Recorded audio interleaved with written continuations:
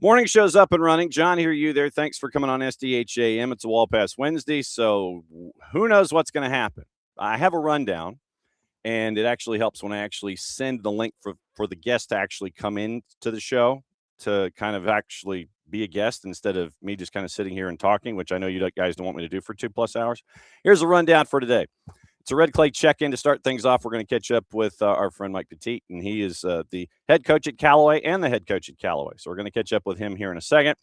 We got a UPSL update happening. Margaret Fleming from Office Sports is going to come by about 9:30. She's going to talk about the NWSL, specifically going into Columbus, the north one, not the one on the western frontier. And then at 10 o'clock, we'll kind of get you into the day. We'll go through everything Major League Soccer, juice boxes, who's in the middle, what to anticipate tonight with Atlanta and New England at Mercedes-Benz. And then at 10:30, our buddy Miguel Gallardo. Hopefully he will not be on a lanai someplace or in some wooded area in Central Florida. And we're going to catch up with him and let you know what is on his mind here in the midweek in Major League Soccer. Noon, it is Red Clay Wednesday, and we catch up with Daniel Cornejo, the head coach at Dooley County, and Chad Griffin out of Hebron Christian. So those two are going to be on at noon, and I think they've got the link to function. So opening kickoff brought to us by our friends at Black Pitch Coffee, blackpitchcoffee.com. Starting your day with the most important stories in the game, the right way to start your morning. Black Pitch Coffee is part of the SDH community, showing up at events all over Atlanta. Try their home blend made with beans from Brazil and Guatemala, heavy-bodied notes of walnut and semi-sweet chocolate, and a rich world-class finish. Opening kickoff powered by Black Pitch Coffee and blackpitchcoffee.com. So that means we go to Hogansville. Catch up with our friend Mike Petite and find out what's going on with the Callaway Club and the Callaway Club. So what's going on? What's going on? Just a busy time of the year, as you well know. So you're cranked up full speed as the rest of the state is right about now. Yep, and I have my brackets, and I'm trying to follow along as best I can. So when we went to go and visit in the big region matchup a handful of weeks ago, and it was knockdown drag out, which is what we anticipated on both the boys and the girls sides. What did you learn about the teams on that night that carried you through the rest of the regular season? The girls, what did I learn about the girls? That is kind of who I thought we were and we're waiting to be. I think that it's taken the girls a little bit longer to kind of get to a team where we are consistently battling for 80 minutes. We've had ups and downs where we haven't competed all the time, and there's been times where we just haven't had to. But to be able to put that consistent performance in against a team like Morgan County with Coach Stamps out there, she's so good with them. It was really good to see us, and we've been able to do that pretty much ever since. I wouldn't say every single time because, consistency for anything at this level is pretty hard to come by. But for that night was good for us. For the boys, it was a continuation of, are we going to be disciplined? And we learned that lesson going back into February when we played Mount Perrin at Mount Perrin. We had just a disaster of first half. We're all out of sorts. We're lucky to only be down 1-0 and just had a real good figure it out sort of session at halftime. Boys responded super well. And from there, our mantra has just been, if we are disciplined, we will have a chance. And that was a very disciplined performance from us, despite all of the other things that was happening that night. And we've been able to just be that team for a while. When you have a figure it out session, as you call it, at the half, obviously you got to kind of do it on the hop. You can't just sit there and it can't be war and peace. It's got to be Cliff's Notes. So when you have a figure it out session and you're having to do it in Cliff's Notes, what are those conversations like, other than hopefully not shorthand looking like you're trying to bring in a plane over at the airport?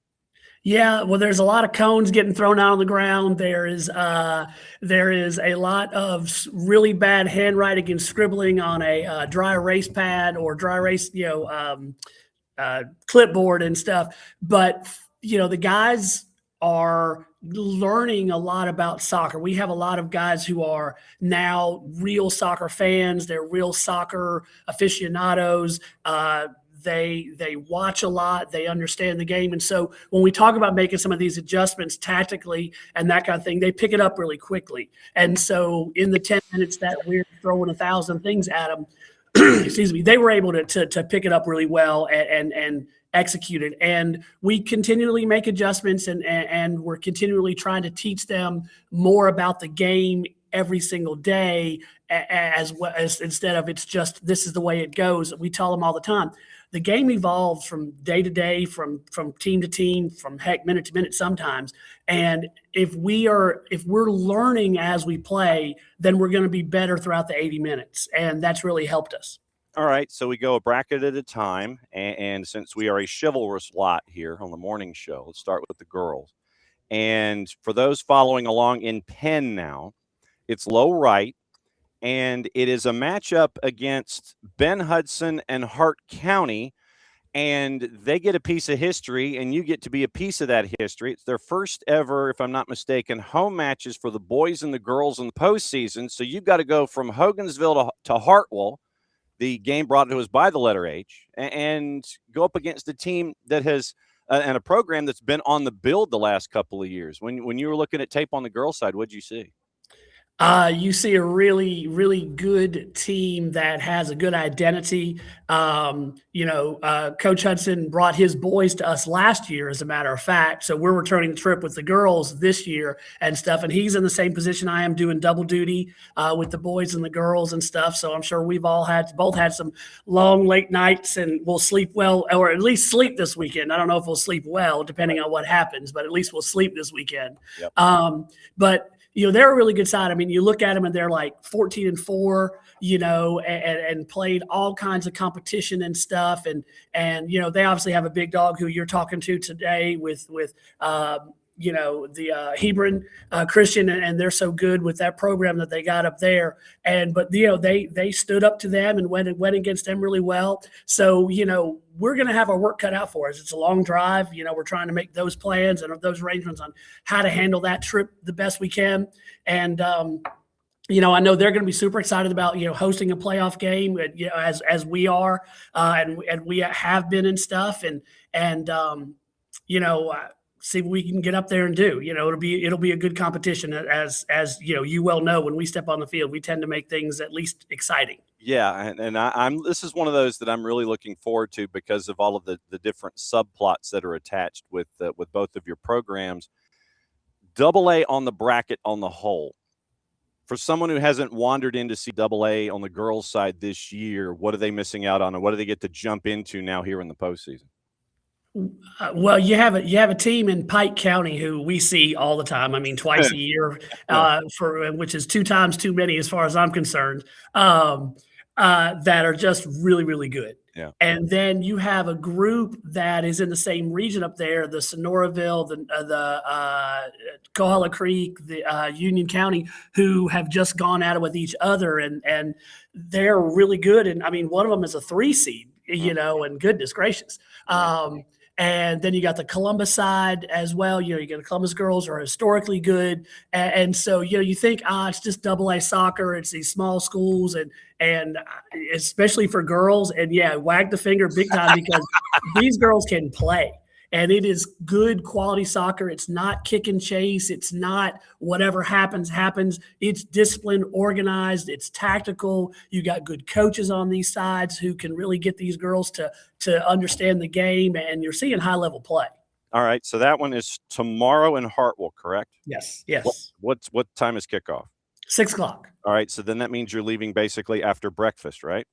Close to it. I think we're scheduled to get the girls dismissed about 10:30. We do have a charter bus thanks to the Troup County School Systems to hook us up, which is awesome. So we don't have to be on a big yellow fella going that far. So we'll hit lunch on the way. We'll hit a little break. We'll try to stretch some legs sometimes and get up there and then, hopefully have a good ride home. Yellow fella. I'm going to have to remember that one because I'm used to calling them yellow hounds. Oh, okay. I've heard that one. And so my dear friend Tommy Palmer, who would call them the Yellowhound buses. Yellow fella. I'm going to have to remember that one. All right, so I'm going to put the AA girls to the side and bring up the boys bracket now. And this is where you get your home game, Tattnall County The Battle Creek Warriors get to come over from Reedsville, and I'm guessing that they're going to be leaving Friday about the same time that your girls are leaving to go to Hartwell, probably just after breakfast. And the 24-9, you've got them coming to your place. What's study hall been like getting ready for Friday? Nerve-wracking because these guys play in just a knockdown, drag-out region. I mean, who knows who is going to win that region because all of those teams are good. And then, they play that region tournament, which ends up almost being not a crapshoot, but just like, wow, you got to play somebody 3 times in a really strong region, and you are going at competition every single night. And then you add to it, Coach Kicklighter, who has got a program down there. He's got a state championship. I think he was in the state semifinals 2 years ago or something like that. So you got a guy who knows what he's doing, who's been where, heck, we haven't been. And so he knows how to prepare his guys for runs in the playoffs. So he's going to have his group ready regardless if they had to go 4 hours or 14 hours. It doesn't matter. He's ready to go. He didn't hesitate when we picked a date at the time. He's like, let's go. He was ready to play on the parking lot on Sunday, I'm sure. And so we've been working hard and trying to keep fresh and do some things that maybe we haven't done in a long time in practice, just so it's not so routine. At this point in practice, you just get almost tired of it. We've had a week between our games and we're like, what do we do? We are who we are. We're not going to change our tactics or our game plans and that kind of stuff very much. So how do you keep everybody involved? How do you keep them motivated rather than, hey, we got a big game and kind of stuff? So we've really done some different things at practice. We've drawn up some or found some new activities and drills for them to do. And the guys have really responded to it. They've had a good time in practice. They've been bought in. They've worked hard. It's been messy sometimes because when it's new, it's not always goes really well. But the effort's been there, and that's all we can ask. Okay, so what are these new things that you've discovered that you're implementing here? Are we talking like drills, or what are we talking about here? Yeah, it's just something we haven't done as a small-sided game or a conditioned small-sided game. We're bringing in different goals, we're bringing in different restrictions and stuff. It's all probably variations of stuff that everybody has done somewhere, but we've seen this or seen that or picked this up or said, hey, you know what? We haven't done this in a while. I've gone back and looked at old practice plans and said, hey, remember that drill? And we're like, oh, yeah, we can do that. And so we throw out something new. It's like a new puzzle for them to figure out. And instead of, okay, yeah, we've done this drill 15 times this year, let's just do it again. And so there's something at least new for them to do and, get them looking forward to doing something different. I don't know. It might work. Well, but I mean, at the same time, though, it gives you guys as a coaching staff something to talk about, because if it's like, hey, we're bringing in this new drill, and if they don't get the new drill and they don't get the new activity, then it gives you a different kind of an opportunity to sit there and get them back to 100% to get them to focus. Because if they get lost in the thing that they've done 15 times and it's like, okay, yeah, we're going to do this one again, then you bring in something new and they've got to turn that mental sharpness back on because it's something they haven't seen before. Right. That was sort of the thought process is we can do the same old thing and harp on getting it perfect. But we know the game's not going to be played perfectly. So let's do something where we can make sure it's high energy, high effort, and have them thinking a little bit more than just, okay, I've done this, let's do it again and again. We've even changed up, like, we always start our practices after we stretch and do a couple things with just some sort of passing pattern and stuff, just try to bring it. And we have 3 or 4 that we've gotten really good at. Well, we threw something at them brand new just the other day, and they were like, oh, hey, this is different. We hadn't done this. And we're like, yeah, that's the idea. and so from there, we knew, okay, they're going to be bought in. They're going to want to do something new and different. And so the past 3 days have been finding something we haven't done before. And here we go, guys, let's try this. And it's been okay. It's been pretty good. And this is your division of labor question, because you have a girls team heading to Hartwell, and you got a boys team that's staying home. I know that the difference in the schedule dates helps you out in this, where you're not having to be at 2 places at once. And it's like, okay, I can't go to this game. I'm going to go here. You guys take care of this. When it comes to postseason and getting ready, when one's on the road and one's at home, what's division of labor like, and how much time are you spending one to the other? What's your breakdown? Well, nothing has changed for us as far as practice planning and how the practice runs and stuff. We've talked about it before. We run basically an overlapping practice So this week the girls have been early. They come in at 3:40. They go till about 5:15, 5:30-ish. The boys come in at 4:30 with Hunter, my lead boys assistant, and he takes them through their warm-ups and passing and stuff like that. And then when I wrap up with the girls, I go over with the boys and finish up with them. So that is what we do weekly. We flip-flop who goes early, but that's how we've run things, and it's gone really well. Again, the only reason it's gone really well is because I have the best assistants ever. I got 3 different coaches, actually 4 different coaches, excuse me, who are able to come in. I got 2 with the girls, 1 full time with the boys, and my goalkeeper coach who goes both directions and stuff. And so they have been around the program for a good minute. I have 2 of them who are former coaches or former players of mine. One who is a former parent who had 2 girls go through the program. So they're, indoctrinated into the Callaway Kool-Aid, for the lack of a better term. And so they know what we're all about. And so I could literally just send them on their way and say, here, this is what we're doing. They know what we're talking about as far as like when we write up a practice plan or this and that, bam, there it is. And it's all good from there. So that, so that works really well for us. Yes. And so that division of labor is not a worrisome thing for us. And then when I travel on Thursday, our boys are, again, Hunter will just take over the boys and run the last bit of practice for us, getting us ready. And then they're hopefully going to be able to, I think they're going to plan on meeting in one of the classrooms and watching the girls game on the NFHS network. So that'll be cool. There you go. Yeah. The Callaway, I guess, is probably the best way to do I like that. Look, the national team has the US way. You got to have the Callaway. We'll take it. So then when you have that Venn diagram there at practice, have you ever thought of crossing the streams and having some integrated practice with the boys and the girls in that in-between time, and to sit there and it's like, okay, I want to see how you kind of go up against each other. I mean, don't hurt each other and don't, do anything. Right. Have you ever had that idea of the Venn diagram when they cross over? And we've done it a few times. It's hard because the boys want to go show off because they're just bigger, stronger, faster. And of course they're boys. So that's what they do. The girls kind of roll their eyes because the boys are there trying to do stuff. And so it really hasn't worked terribly well. We've run our JV guys against our girls, which have been a good matchup and that kind of stuff. But no, not too terribly much. We hadn't done it a whole lot. Okay. Once again, recapping, boys heading to Hartwell. When is that? Tomorrow? Girls are heading to Hartwell tomorrow at 6. Yeah. Okay. So boys host Tatnall Friday at 7. There you go. Okay. So that's the rundown. That's your AA brackets as you're filling them out in pen. And I can't thank you enough because I know sometimes we have the noon show, but at the same time, if this is better during this time of year when you're teaching and practicing and all this kind of stuff, I'm glad we could do this and have you hop on the morning show and be a part of the madness here. Hey, I am always happy to be here and part of the program. I thank you so much for doing what you do for Georgia high school soccer and heck, soccer across the Southeast. It's so awesome to see it and have it just be such a big part of our culture down here. So it's a big part to you. So thanks for having us. Be good and just be safe, and we'll catch up on the flip side, my friend. We'll see you soon. Sounds good. Appreciate it. Thanks, John. There goes Mike Petite, and the head coach and the head coach at Callaway and Callaway. Boys and girls AA, they are getting ready for the girls heading to Hartwell, and they're going to go up that way. And then the boys are hanging at home in the 24-9 matchup as Tatnall County comes to visit. I'm anticipating the over.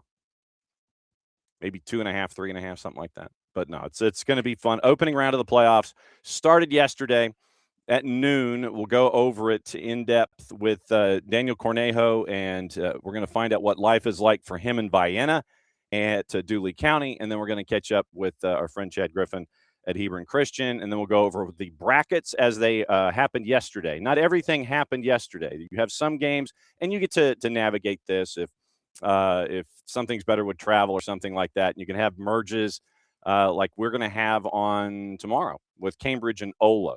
So we're going to do the boys and the girls back-to-back. They came up with a common date, and so it's going to be a back-to-back doubleheader. We're going to be there in Henry County, our first time to catch up with the Mustangs, and it's going to be at 6 and 8.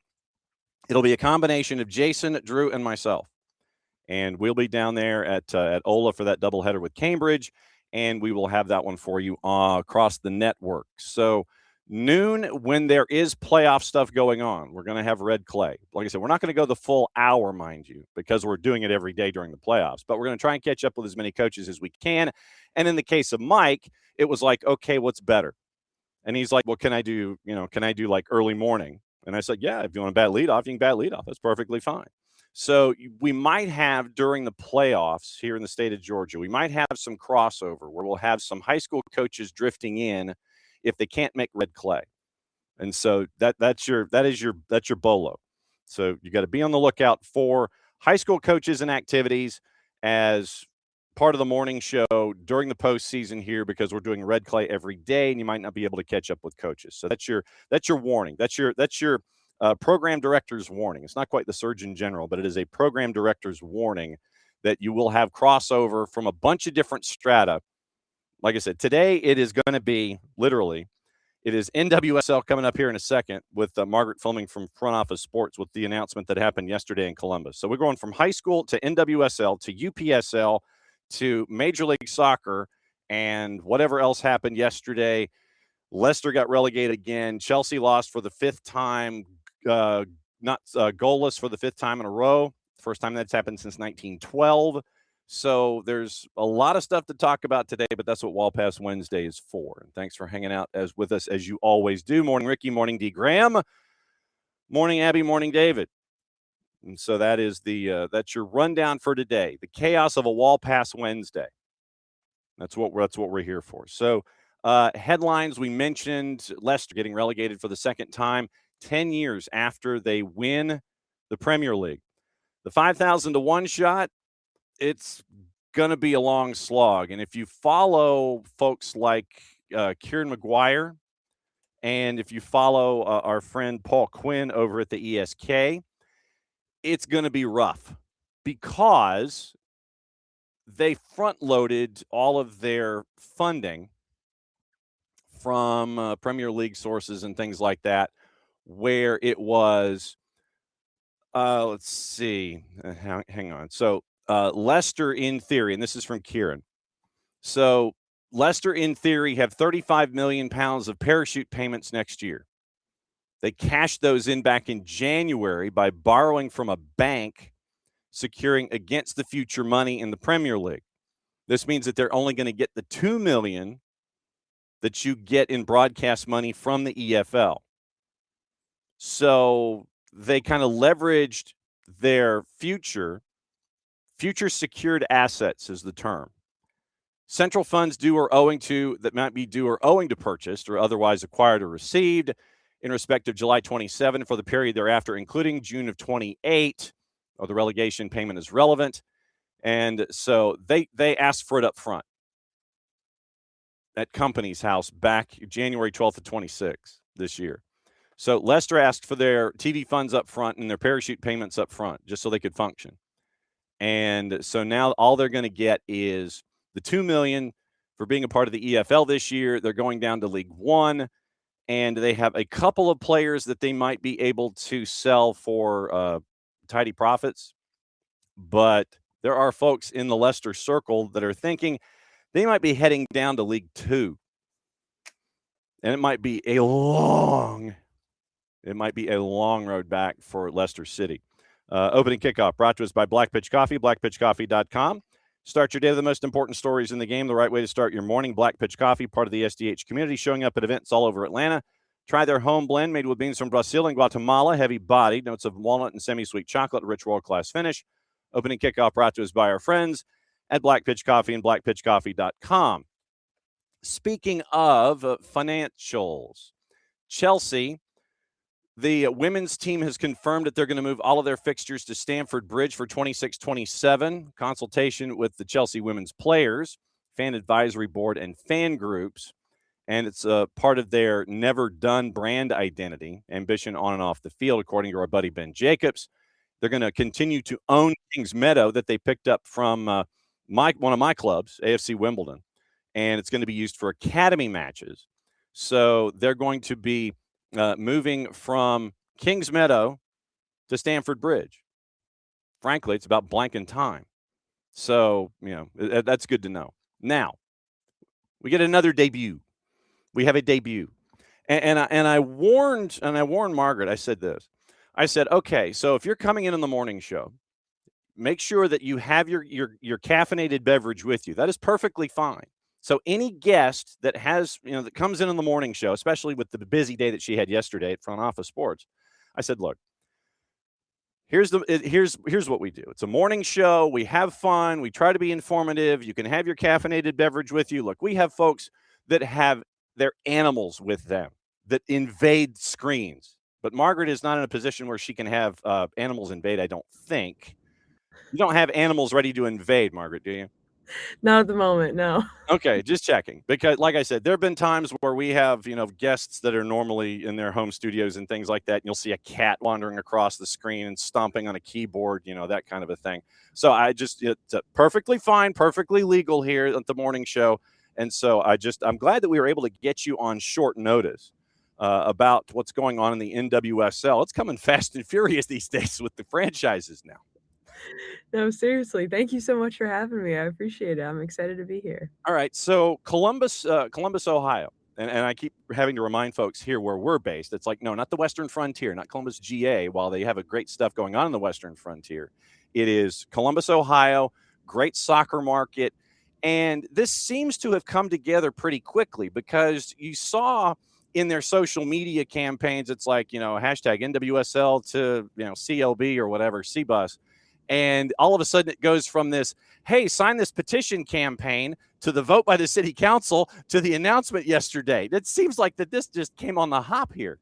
It moved pretty quickly for sure. For people who are unfamiliar, there was a vote on Monday and another vote on Tuesday. There was the city council and then the county talking about giving some public funding toward an NWSL team. And locally, it was pretty controversial because there was no NWSL team.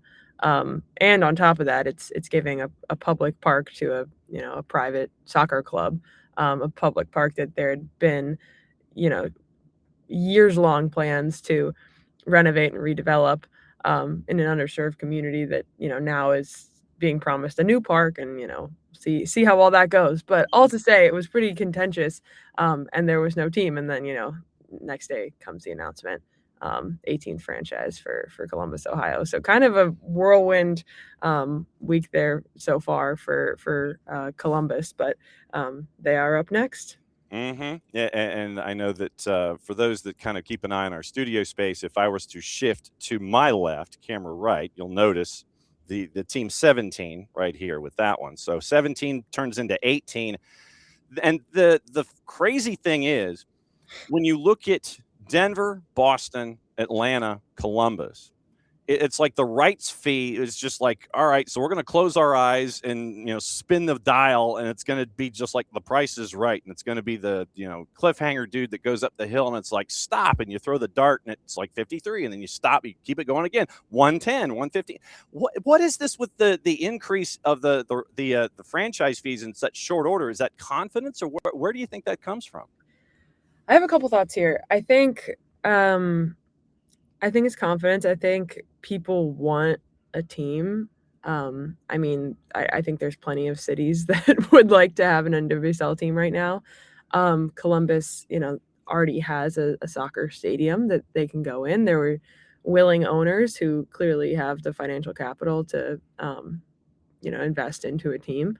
And so I think that it's kind of, you don't want to grow too fast, you don't want to grow too fast. But I think when it comes to Columbus specifically, it makes a lot of sense for the league to want to go there. They're already going there this year for a Challenge Cup.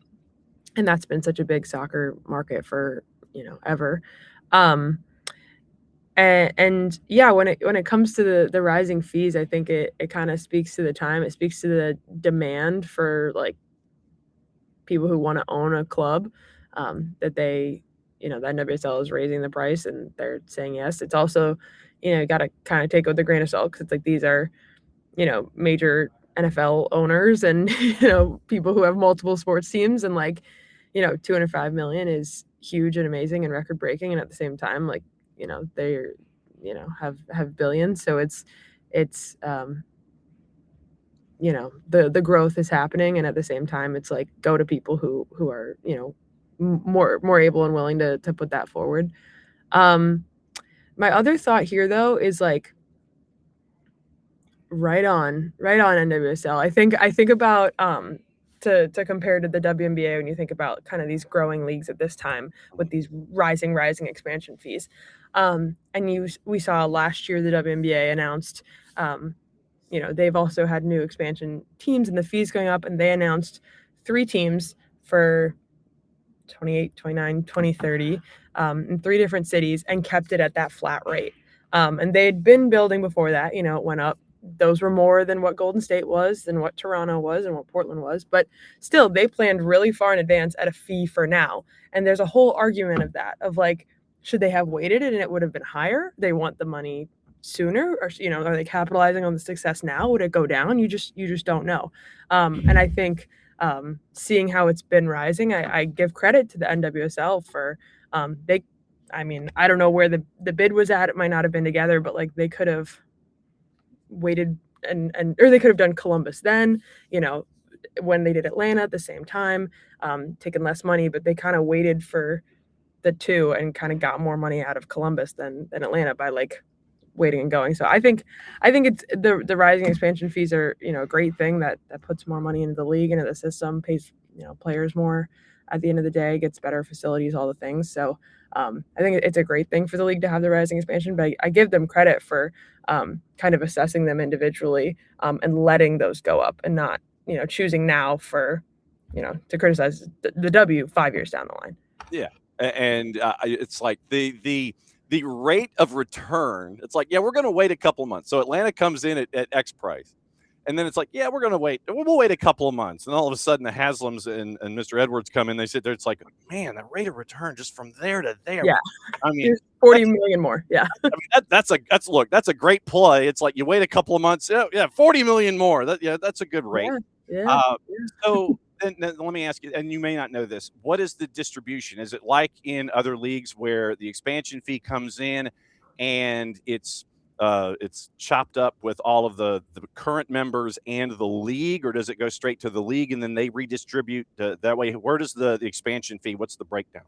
Yeah, I'm not exactly sure how they're exactly doing it these days with all this money coming in. If there's like a different, if they handle,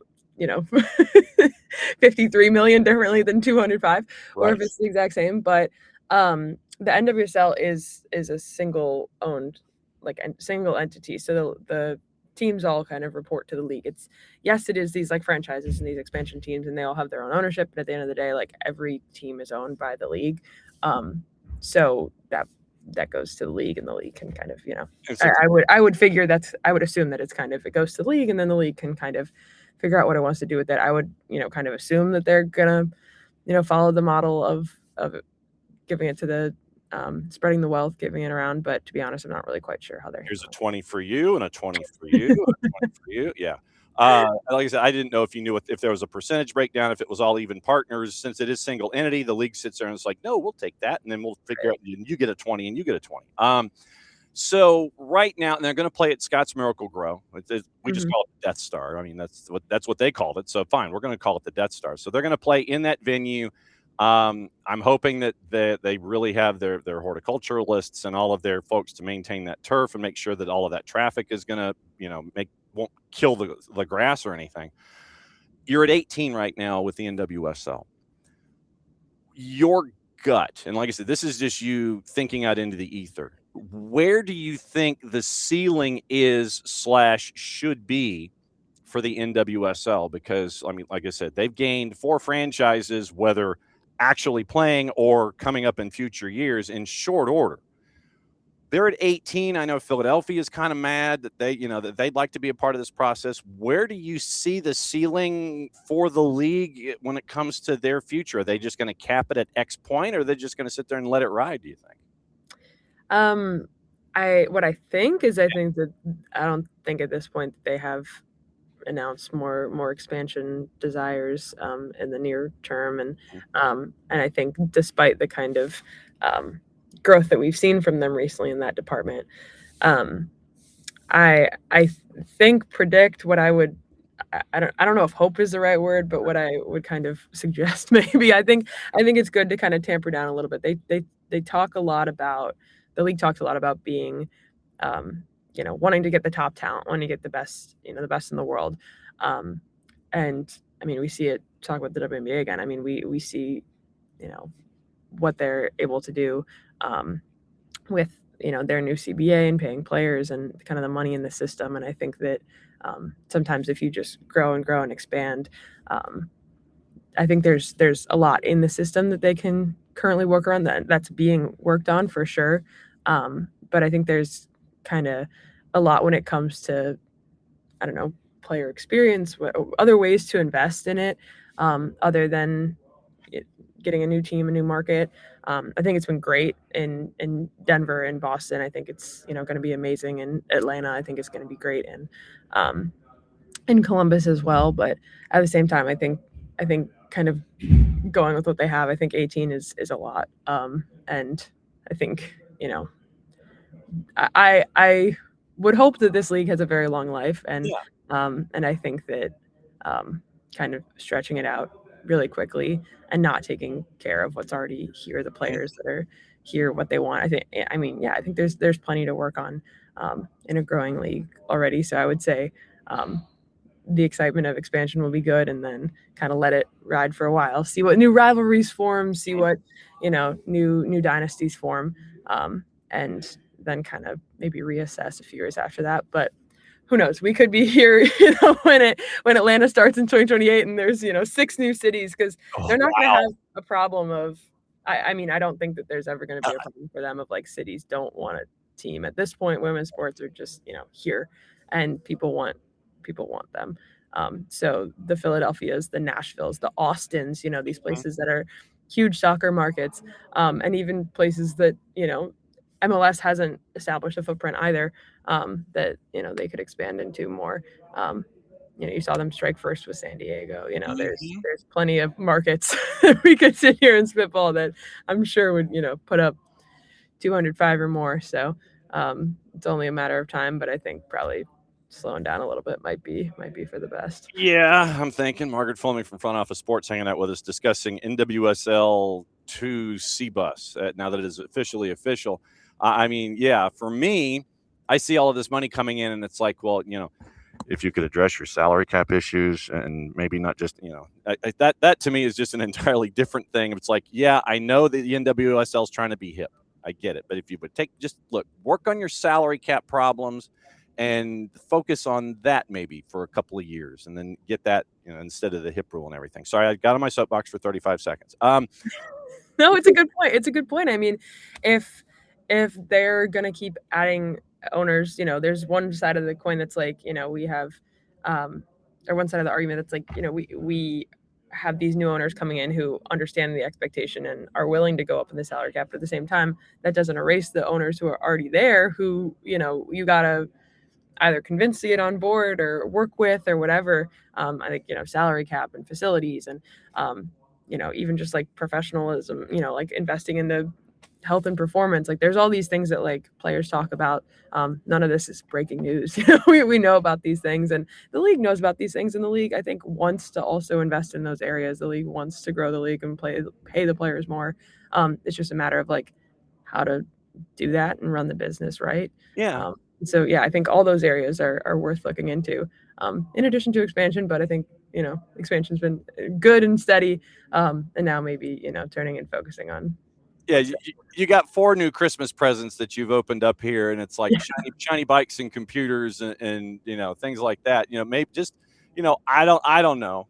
Maybe if you just kind of focused on the CD player and the laptop that you got a couple of years ago, and make sure that they're running at 100%. That would be for me, like I said. But the thing is, I think what this does when you have all of this new money coming in, and I guess it's capital N, capital M, new money, with expansion fees and the Haslams and Arthur Blank, and what you're seeing out of Boston and what you're seeing out of Denver with the celebs that are attached and private equity going to Bay. I think what this also does is it probably reminds the franchises, look, you don't have to break the bank if you want to do things your way. Because, I mean, if you want to build through an academy structure, like we see in Major League Soccer with some franchises. You build through an academy structure. You're successful that way. You're not blowing $9 gazillion a year, bringing in top talent from around the planet just to kind of be there. I think this gives the NWSL that opportunity to sit there and have each franchise figure out their own way. If they want to spend gazillion dollars, cool. If you want to build internally, fine. I think that when you get to right now at 18 franchises, you're like, okay, we'll figure out, okay, who wants to do it one way, who wants to do it another. I think that this is just another example of that.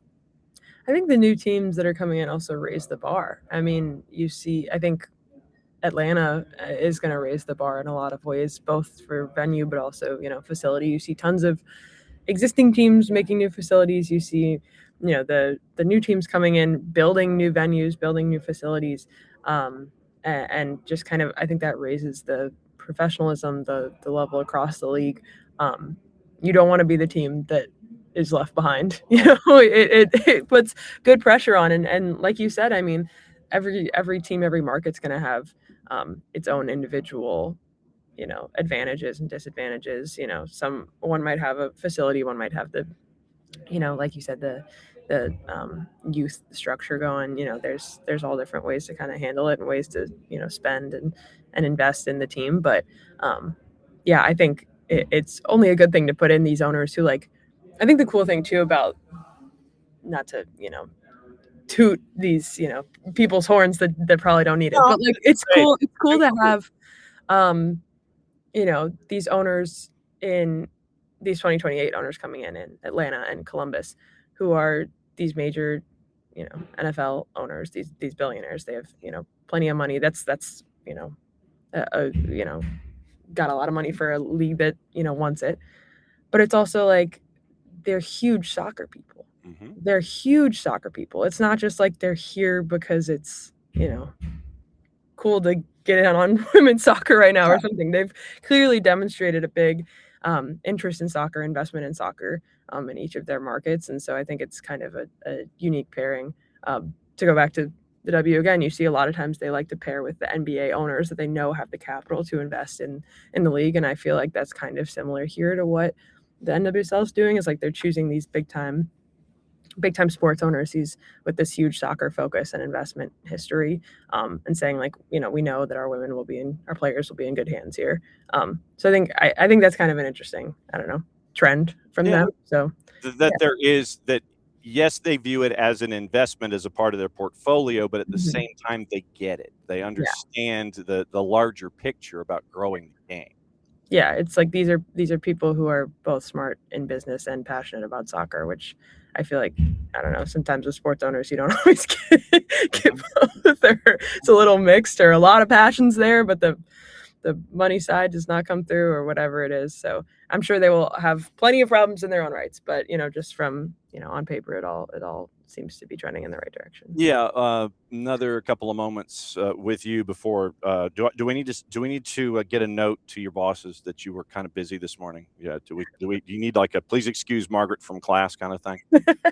They know where I am. Okay. I'm hanging out as long as you want me to hang out. Okay. Yeah. So you've got Kansas City that's built their own barn, and I think that's also another part of the process. One of the things that, and this is, like I said, this is just another pet peeve of mine, that when you have teams building facilities or going into venues, I think they're shortchanging themselves with their capacities. Boston, to me, with the whole White Stadium project and everything, I'm concerned that they're selling themselves too short. And I know that you want to maybe create artificial supply and demand with tickets and all that kind of stuff. But I've always thought if you're coming into Major League Soccer, you got to have a capacity of 30,000, because I think you're selling your fans short, and I think you're selling the game short, because you could do other things in that venue and continue to grow the game. What Kansas City's doing is fantastic. I just think the venue is too small. I hope that they can expand it without taking it into the river and having to do like pontoons and things in that one end zone. That's just really, honestly, for me, it's great that you're bringing folks in. I want the venues to be a true representation of the demand and the appreciation for the sport. Does that make sense? I think that's super fair. I mean, I think Denver too, I might be totally wrong on this, but I think I remember that they're also, what they're building is smaller than, obviously it's smaller than what they filled at their home opener, but it's less demand. It's fewer seats than the demand that they've been seeing. Same with White Stadium. I mean, you kind of see two ends of the spectrum. In Atlanta, there's going to be, empty seats, which is okay, for big matches and for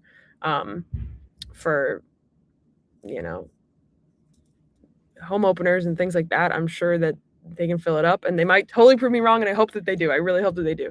But like, that's okay. I don't think anyone's expecting them to fill 70,000 seats for every single match. But they're gonna have empty seats, and on the other side, there's gonna be places that are already too small. Kansas City, it's tough because it's so cool to see these owners building facilities or stadiums, venues, to see like the players getting to play in a stadium that's for them, to get to see the sport have that and that level of investment. It's great to see it happening, and at the same time it is tough because it's like that they could fill 10,000 more seats, 20,000 more seats, 30,000 more seats, whatever it is. So yeah, it is tough. It's tough to see, especially for Boston, Denver, some of these that could probably fill a little bit more, but at the same time, I think that might just be something over the years that the owners kind of sense out demand and deal with.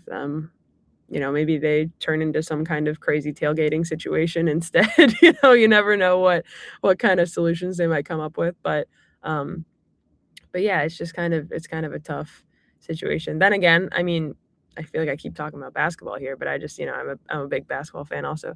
You see the Golden State Valkyries, that's the new expansion team in the WNBA this last season. They filled out the Chase Center where the Warriors play, 18,000, I think 64 is the capacity, every single game. And there's teams in the W that have, 4,000 seats. And, there's just this disparity in women's sports more generally.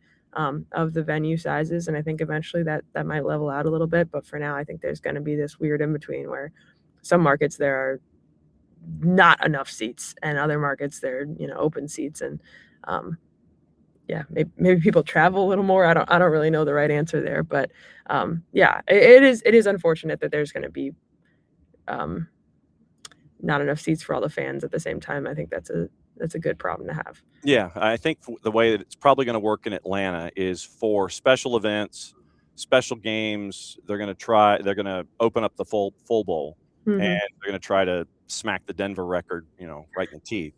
And I think that they probably will for that first match. But then what they do, it's the configuration that they have for Atlanta United, where big games, they open up the entire stadium.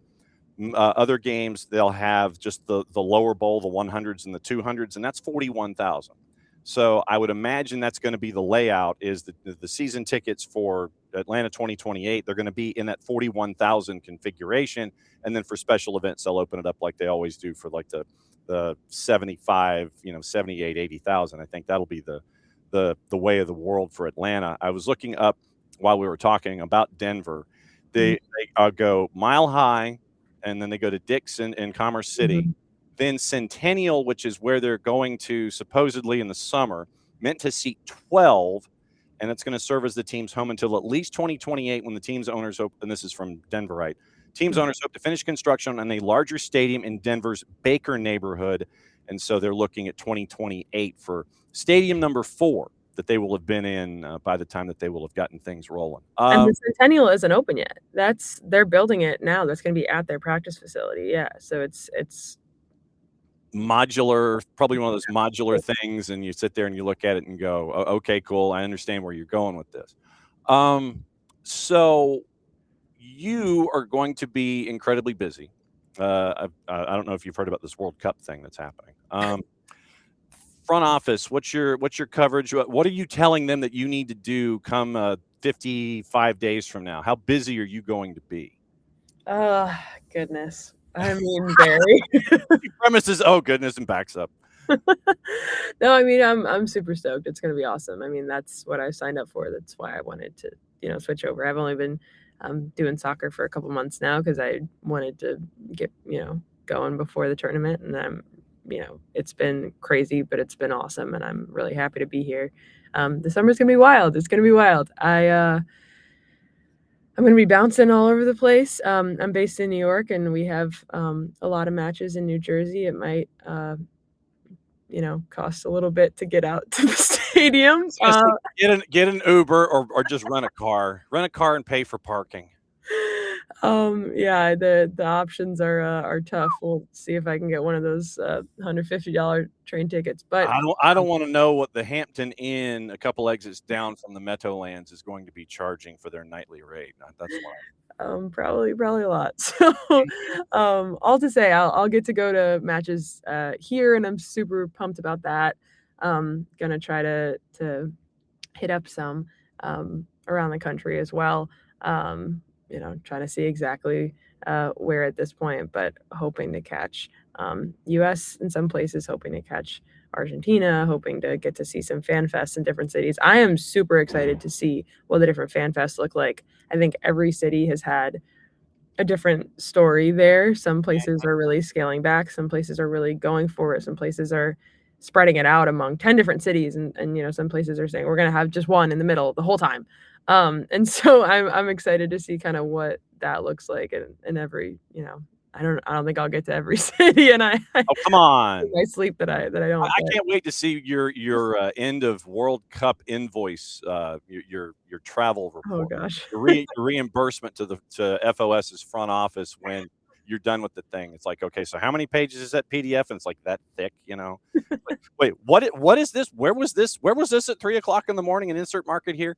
Hopefully not too much 3:00 in the morning, but I appreciate that they're letting me do this, and excited and supporting me to do it.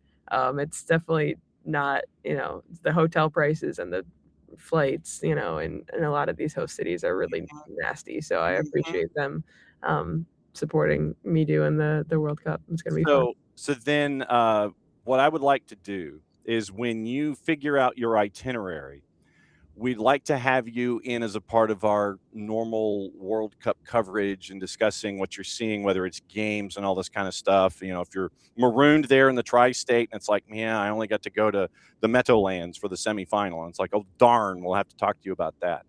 Is it okay if we kind of bookmark you and sit there and it's like, yeah, we'd like to have you as a World Cup regular, kind of working your way through things if we're not like waking you up at a really obscene hour or something? Sure, I'd love to. Yeah, that sounds awesome. It's gonna be fun wherever I'm at in the country. Yeah, I'm happy to jump in and help out. I would really like to make it to Atlanta. I'm hoping to get to come for the semifinal. That would be a big goal of mine. So yeah, that's up there. Hopefully, we're going to be flying around all over the place. At least here in Atlanta, since we're anchored here, we've got a lot of live remotes and things like that. The morning show is going to be going on. We're going to have a nighttime show, the daily show that's attached to Jason on his 92.9 over on FM.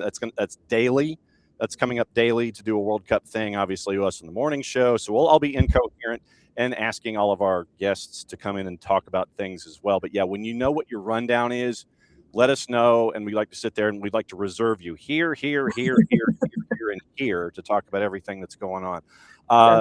The Twitch pitch has welcomed you with open arms. I believe you have been, since you've been added to the stacks. That's what we call our live chat, the Twitch pitch.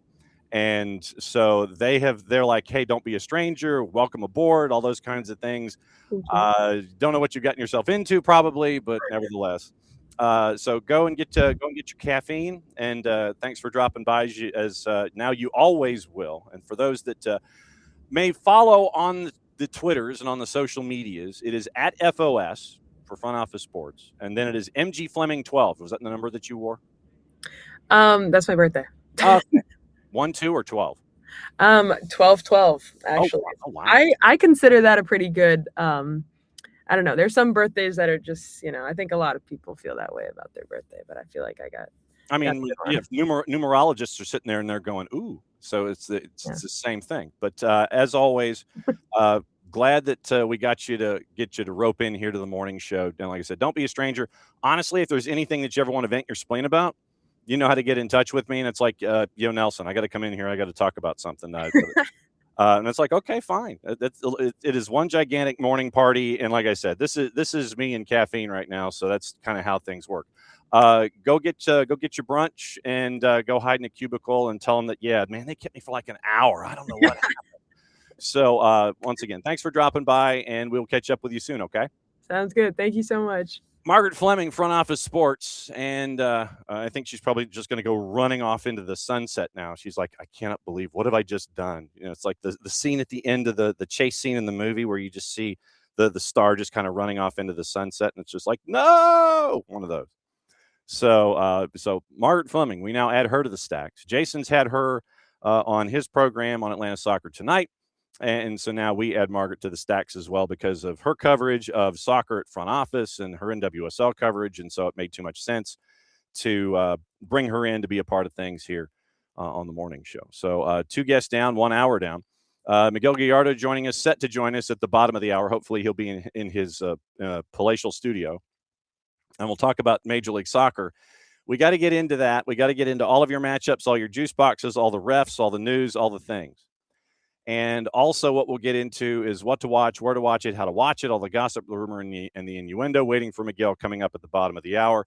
And then we'll get you to 11:05-ish. Then we'll come back at noon. We'll get into high school with Red Clay Wednesday. Once again, it is Daniel Cornejo from Dooley County and our friend Chad Griffin from Hebron Christian. And then we'll let you know what happened yesterday. A lot of upsets in AAA, especially on the girls' side. One bracket got completely blown to shreds, and it opened it up for the one highly ranked team that's left in that quadrant.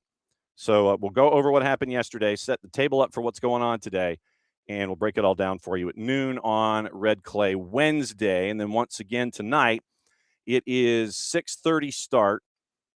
Pre-game, 92.9 The Game in the Odyssey app. It's Abe and Maddie for Five Stripes Countdown. Then it is Mike and Jason, 7:40 kick.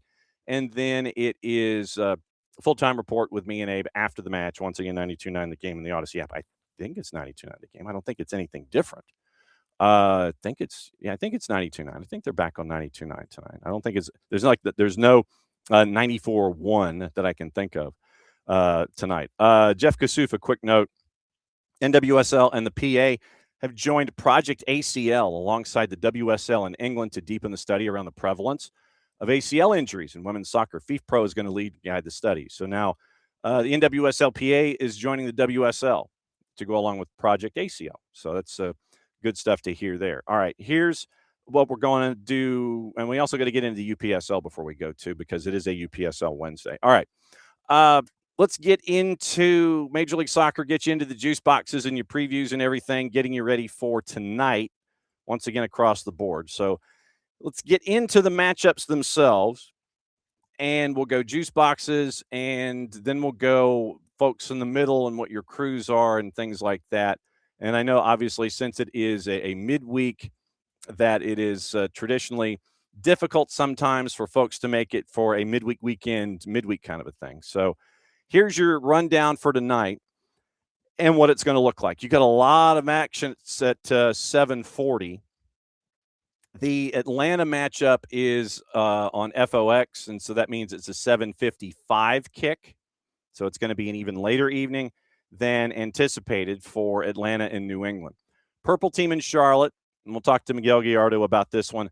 It is a purple team at a plus 175. Charlotte's a plus 129, and your draw is a plus 300. Crew and LAG. Crew is favored at home on the minus side at a minus 133. LAG on the road a plus 350. Draw is a plus 290. Red Bulls at home in Harrison, favored at a minus 118, hosting DC United. DC United north of plus 300. They're like a plus 310. Draw is a plus 280. And this is another common number too. So it's like and our juice box is the way that it works. We got an odds portal because it is a composite of anywhere from 2 to 12 or 14 different juice box purveyors. They put them on a pile, come out with an average, and that's the number. I think a lot of them just get into a conspiracy cahoots with each other because the numbers are always the same, especially in the draw function. So you get a lot of numbers that are the same, and then the win on both sides is what gets changed. It is NYC and FC Cincinnati, and I got to figure out where this one is. I got to see if this one's in the Bronx or if this one is on Neptune or, Pratt and Whitney in suburban Connecticut or wherever it is. So for our friend Glenn Crooks, it's at Yankee Stadium in the Bronx. So it's the 106/68 for FC Cincinnati and NYC. Once again, minus 111 for NYC. Draw and FC Cincinnati are a plus 280. See, I just think they just threw spaghetti against the wall, and they're just like, yeah. So that's what I think that one is. 740, Toronto hosting Philadelphia. Toronto favored at only a plus 163. So it's a big plus side favorite for Toronto. Philadelphia is a plus 175, and your draw is a plus 240. You're going to hear that number a lot because you heard plus 280 a lot. And it's either plus 280 or plus 240 in the composite. So I just think that they just woke up and gave it a number. 840, Atlanta and the Revs. Atlanta favored at a plus 114. The Revs on the road favored, and the draw, both a plus 240. So Atlanta a substantive favorite at home tonight against the Revs. 840, FC Dallas hosting Minnesota United at a plus 104. The draw is a plus 270. Minnesota United is a plus 240. Also at 840, Houston hosting San Diego at Hell in a Shell at a minus 110. Draw is a plus 309. And San Diego, that is a walking red card right now. They are at a plus 250. 940, RSL and Messi and Friends. RSL is a plus 110. Messi and Friends are a plus 200. Draw is a plus 300. No word on the stars and minutes and starting and things like that. 1040, San Jose hosting Austin at PayPal Park at a minus 222. Draw is a plus 380. Draw and Austin is a plus 550. And Colorado is the same. Colorado's a plus 550. Favorite, 1040. Draws a plus 409. LAFC is a minus 217. But yeah, literally you had in the juice boxes, in the composite, you had two teams at one number. You had two teams at another number to win. And then obviously the win, the underdog. The underdog number, you had two of them at one number. You had two more at another number. The favorite to win, that number is all over the place. That's fine in a composite. But you had literally four teams that had two of the same numbers. Then the draw option you actually had, once again, two teams at one number, two teams at the same number. So you had two pair in the draw option, and you had two pair in the underdog option. They had the same number. Literally, you're looking at like multiple juice box purveyors, and they're just like, yeah. And this is, let's see. So how many different juice box purveyors were here? You got a couple. And that meant, yeah, so it might be why. All right. So not as many as we're used to seeing when it comes to other things. But anyway, it's just, I was looking at the spaghetti on the wall, and I'm like, something ain't right here. And I think they just wake up and sit there and go, that looks like a 240. They throw it up there. All right. So those are your numbers for tonight. Let's get you into who is doing what where, and we will track down the characteristics as best as we have them from the evidence presented as to what to look for when it comes to these particular assignments and the characteristics of the folks in the middle therein. All right, so match day 9, which is tonight, Crew and Galaxy. Rosendo Mendoza is the man in the middle. Walt Heatherly is your AR. Diego Blas is your AR2. Chris Penso is your 4th. Sean Tahini and Craig Lowry are upstairs. Sergi Boyko is in the Bronx with Leias Arfa, Brian Dunn, Andrew Fisher, Lucas Zapala, and Matthew Rodman are upstairs. I think what you're seeing here, just as an early trend, is that you have the folks who are the 4ths are probably going to be in the middle on the weekend, and the folks who are in the middle are going to be 4ths on the weekend. Red Bull and DC United, Marcus de Oliveira is the man in the middle. Adam Winkowski, Brian Marshall are your ARs. Tori Penso is your 4th. Edvin Jurasevich and Fabio Tovar are upstairs. Orlando and Charlotte, Philip Dujic is the man in the middle. Corey Rockwell and Justin Howard are your ARs. Lorenzo Hernandez is your 4th. JC Rivero and Joshua Patlak are upstairs. Toronto and Philly, Fotis Bazakas, the man in the middle. Chris Wadham, Nick Balser, your ARs. Fabrizio Stasola. Paisan is your 4th. Your Ismair Pekmich and Tom Felice are upstairs. Ricardo Montero is in the middle in Atlanta Megan Mullen, Red Hamill, your ARs. Sergei Demyanchuk, someone you do not want to mess with if you know his backstory, is your fourth. Greg Dopka and Jonathan Johnson are upstairs. We will cycle back to Ricardo Montero and find out his characteristics. FC Dallas, Minnesota United. Alan Chapman, man in the middle. Corey Richardson, Adam Garner, your ARs. John Freeman is your fourth, no relation. Katja Koroleva and Mike Kampminer are upstairs. Houston and San Diego, Rubiel Vasquez in the middle. Chris Elliott and Jose de Silva, your ARs. Colin Radosov is your fourth. David Barry and Tom Supple are upstairs. RSL and Messi and friends. Pierre-Luc Lozier is the man in the middle for that one. Jeremy Hansen, Callie Smith, your ARs. Alexis de Silva is your fourth. Eunice Morakchi and Melissa Beck are upstairs. LAFC in Colorado, Victor Rivas in the middle. Eric Weisbrod, Kevin Locke, your ARs. Remy Touchon is your fourth. JC Rivero and Tom Felice are upstairs, so you do have some day-night double headers with VAR, and AVAR. San Jose and Austin, Timothy Ford is in the middle. Stefan Tanaka-Freund and Ryan Graves are your ARs. Elahio Adegin is your fourth. And Greg Dopka and Craig Lowry are upstairs. Now, Ricardo Montero. Let's get into, let's see. So let's get into the ref stats. So MLS ref stats. So Ricardo Montero is the man in the middle. I think we've had Ricardo Montero already this year. All right. So MLS referee statistics. We always go to who scored for this. And who scored always sends us to the year 2023. And we really don't care about that. So I have to dial it up a little differently. So, all right, ref stats 2026, as we know them when they load. All right, we are looking for the man in the middle for this one for Atlanta United, Ricardo Montero. So Ricardo Montero, 16th in apps. So fouls per game, 7th. So Ricardo Montero, and this is, and if you take out Joshua Encarnacion and Brandon Stevens, who've only had one match in the middle, Ricardo Montero is 5th in Major League Soccer this season. Obviously, it's a limited sample size. 27.75 fouls per match. Ricardo Fierro. So Ricardo Fierro and Alan Chapman are the edges of your bell curve. Fierro is at 35 2/3. Alan Chapman is 18 or something. I'll get that number in a second. But if you were to take those two, Alan Chapman, 14.83. Literally, Alan Chapman in 6 matches this year has called an average of 14.83 fouls. His average went down after the Atlanta match. He is further apart. It's now 4.4. He is 4.4 away from Torrey Penso, who is next to last. Alan Chapman, 29th at 14.83. I'm about to go on an Alan Chapman rant, so I'm going to go back to the first page. So Alan Chapman at 14.83 is one end of the bell curve. Technically, Joshua Encarnacion and Brandon Stevens are at the other end at 39. Ricardo Fierro will make him the edge, 35.67.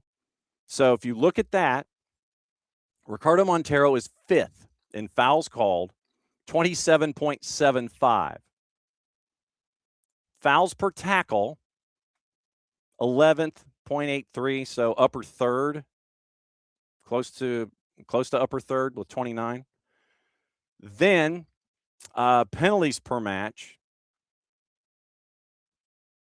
and not a lot. Not a lot of penalties called by Ricardo Montero. So actually, I take that back. He's second. So he is second in penalties called per match at 0.75. Sergei Demyanchuk is at 1.3. Second is Ricardo Montero. So yellows per match, as we're looking for Montero, he is second in yellows. He's given, and total number of yellows, obviously, with numbers changing and everything.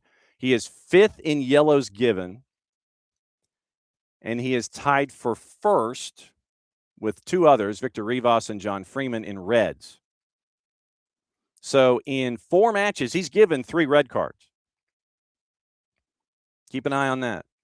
So tied for first in red cards. He is 5th in yellows. Yellows per match. He's second in yellows per match at 5.5. Tied for first in reds. Second by himself in yellows per match at 5.5. And he is second in penalties awarded. He was awarded 1 penalty. He's awarded 3 penalties in 4 matches this year. And he's 5th in fouls per game average at 27.75. So if we were to extrapolate his thought pattern here, calls a decent amount of fouls, isn't afraid to show a red, and isn't afraid to give a penalty. He's also not afraid to give yellows per match either. And so fouls per tackle, he is 11th. So it's not necessarily fouls per tackle where it comes into play, but in the number of fouls per match that he has called, that's what you're hunting for. That's what you're looking at when it comes to Ricardo Montero and his fouls. 7th in fouls, but really he's 5th. 27.75. Fouls per tackle, 0.83, upper third. Penalties per game, 0.75. Second in Major League Soccer in that. 3 pens called in 4 matches. Yellows per game, 5.5. And so literally yellows per, so, you know, it's like an average, and it's obviously it's kind of skewed with the amount of foul or the kind of foul, but 5.5 yellows per game, which puts him second. So that's what you're looking at. Not afraid to flash a red, 3 in 4 matches. Not afraid to give yellows. He gave 5.5 yellows so far this year. So not afraid to go to the spot, not afraid to show a red. Decent amount of fouls called and decent amount of yellows issued. Second in yellows, second in pens, second and tied for first in red cards. But like I said, it's a limited sample size, but that's where we're leaning here with Ricardo Montero.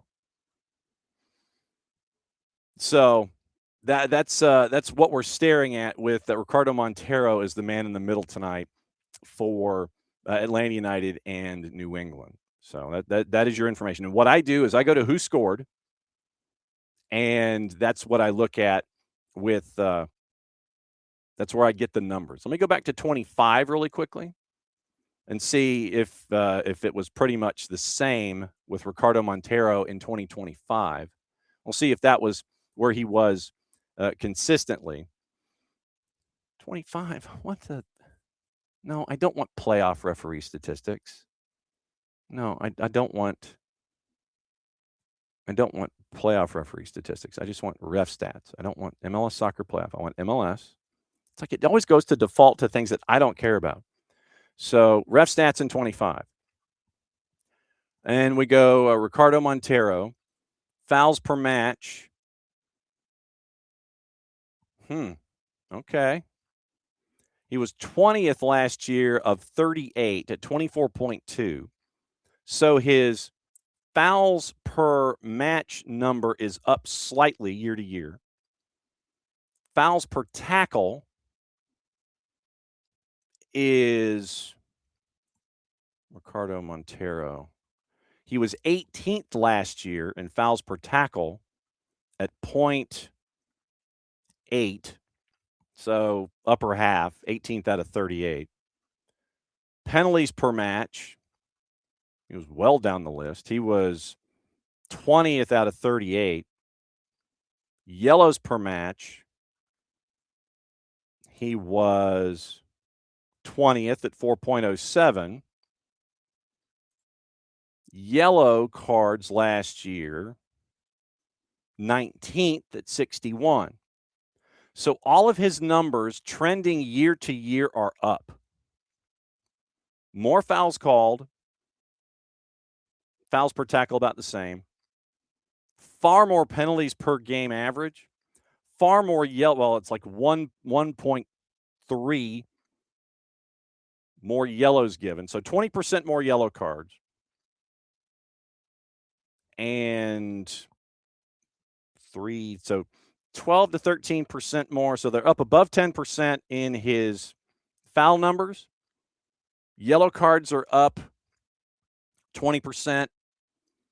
Red cards, I mean, like I said, it's early, but how many red cards did he have last year? Wow. Okay. So did he have... Okay, so page 1 of 2. Let's go to the next. Let's go to the next page. Thank you. Come on. So, wow. Okay. When it came to yellow, he only had 1 red card last year. He's got 3 already this year. So his foul numbers are up over 10%. His yellows are up over 20%. Fouls per tackle about the same. And where he's already given 3 reds this year, he only gave 1 red all last year. So it looks like Ricardo Montero is his whistle usage is trending upward. Good question, Abby, about yellow card accumulation. Let me check and see the notes. Let me see if we have notes. Notes. Hang on just a second. Let me see. Do we have the Atlanta United notes posted for? All right, we have the availability report for Atlanta United. Miggy, Alzate, Santos out. Tomas Jacob is questionable with a lower leg injury. Okay, so let's see. Media availability for this week. Let's see. I don't see at the moment anything involving Atlanta in my mailbox. I don't think I have anything from Atlanta United when it comes to yellow card accumulation. Actually, let me check with my boss because I usually get game notes there. So hang on. Milestones, date specific, additional stats. Mihai Sanchez, Lucas Hoyos, nothing there. So here is the Atlanta. All right, so Atlanta notes. It is Tony Husband and Ross Smith and the X-Man, Francisco Rivera, are calling the match for Apple TV. All right, so looking at yellow cards. That's offensive stats. What are the defensive stats for Atlanta United? As I sit here and I'm fishing for them quickly. That's the Revs. That's Atlanta. Literally, I'm trying to sift through a 49-page document here quickly. Okay, so game highs, scoring against the Revs. Okay, so all-time against and stats in Major League Soccer. Club facts. I need the longer notes with yellow cards. So that's individual statistics, regular season stats. Okay. Fouls called. What is that? I'm looking at things and I'm like, what? Open Cup career, Champions Cup career, penalty kicks. Abby, as I'm sitting here and I'm trying to find yellow card accumulation, I don't see anything. Of course, like I said, I'm at page 38 of 49 before we get into player bios and everything. Oh, who got the yellow cards? I don't think we've got. So Tristan, Lucas, Tomas, Mihai, Elias Baez. Tristan's with 2. Baez with 2. You got a lot of folks with 2. Yeah, you got a lot of folks with 2, I think. And Tomas Jacob has 3. So Jacob, and doing quick math, Tomas Jacob has 3. So I think you're in pretty decent shape coming into tonight with Atlanta United. And yeah, right. Yeah, and Abby, wondering if the situations involving the issuance of the red cards for Ricardo Montero. So we'll see if we can do some digging on that too. Let me do what to watch, where to watch it, how to watch it. Miguel Gallardo is set to join us in 5 minutes. And we'll talk about Major League Soccer on the whole this weekend and see what's going on. So today, what to watch brought to us by our friends at Fanatis, fntz.co/soccer down here. Link's important. Helps them, helps us, and helps you, adding more matches to everything you're already watching with Fanatis. You get all the BNs, you get Tigo Sports, CATV ties, you get French League, Polish League, and the Turkish League at BN. You get AFCON, you get the CAF, you get the Champions League, you get all the BNs, Libertadores, Sudamericana, it's all there at Fanatis, fntz.co/soccer down here. You get TVV out of Venezuela, you get CDO out of Chile, Liga 1 Max Pro out of Peru, a lot of the first and second divisions in South America, all in one place. Okay. BN in Espanol has Liga at 1, Portuguese Cup at 3:45. The Taça de Portugal has Porto and Sporting. We'll probably talk to Nino Torres about it tomorrow. CBS Sports Network, Liga MX, late night, Necaxa and Chivas at 11. FS1 is where Atlanta and New England are with Tony and Ross, 7:55 kick. French Cup at 3 o'clock on FS2. USA, Burnley and Manchester City. This is the makeup game for Manchester City because of FA Cup. If they win, I think Burnley's relegated. And then you have Arsenal and Manchester City even on points. It's going to come down to goal difference down the stretch. BN Espanol simulcasting what we talked about. ESPN Deportes has a doubleheader in La Liga at 1 and 3:30 involving Atleti at 1, Barca at 3:30. Fox Deportes has simulcasting of the French Cup at 3, Honduran League at 5, and Atlanta and New England at 7:45. Univision doubleheader, Atlas Tigres, Necaxa, Chivas. Apple TV, all the games tonight. ESPN Plus, La Liga, triple header or 3 games available. Athletic, Real Sociedad at 2, Barca, Celta de Vigo at 3:30. Sarasota and Corpus Christi out of League 1 is at 6:30 on the Plus. Fox ONE has the French Cup, the Honduran League, and the Atlanta match simulcast. Paramount Plus, 3 matches in the championship, all at 2:45, and then the Italian Cup at 3. Bournemouth and Leeds is on Peacock at 3 o'clock, and on the women's side on Peacock, the USL Super League is at 7 with DC and Fort Lauderdale. So that is what to watch, where to watch it, how to watch it. Brought to us by our friends at Fanatis, fntz.co/soccer down here. So that's your TV run. But I would anticipate that a lot of folks what are the odds for the weekend? So Lokeville wants to know if there's anything up for the weekend already. Since it's a 110 kick, Toronto's getting the matinees on Saturday. It's a 110 kick. Toronto right now favored at a -111 in the composite. Draws a +270, and Atlanta is a +290. So that's your juice boxes for Toronto and Atlanta. That's early. Obviously, we got a couple days, Lokeville, but right now that's the numbers. Toronto on the minus side. I probably would look at the goals, 3.5, 4.5, somewhere in there. And because there's a lot of goals that get scored. I'd love to know what the number of goals are on these matinee games that Toronto has at home. It's like no one's waking up in time, but the composite of goals scored in these home matches, borderline insanity. 2.5 is a -125. 3.5, it flips at 2 3/4, but 3.5 is a +200. -2.5, over under 2.5 is a -125. 3.5 is a +200. So that's where it turns.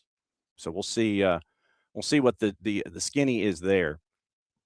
But yeah, I'd love to know the total of goals scored and then the average, obviously, for these afternoon matinees that they have at BMO.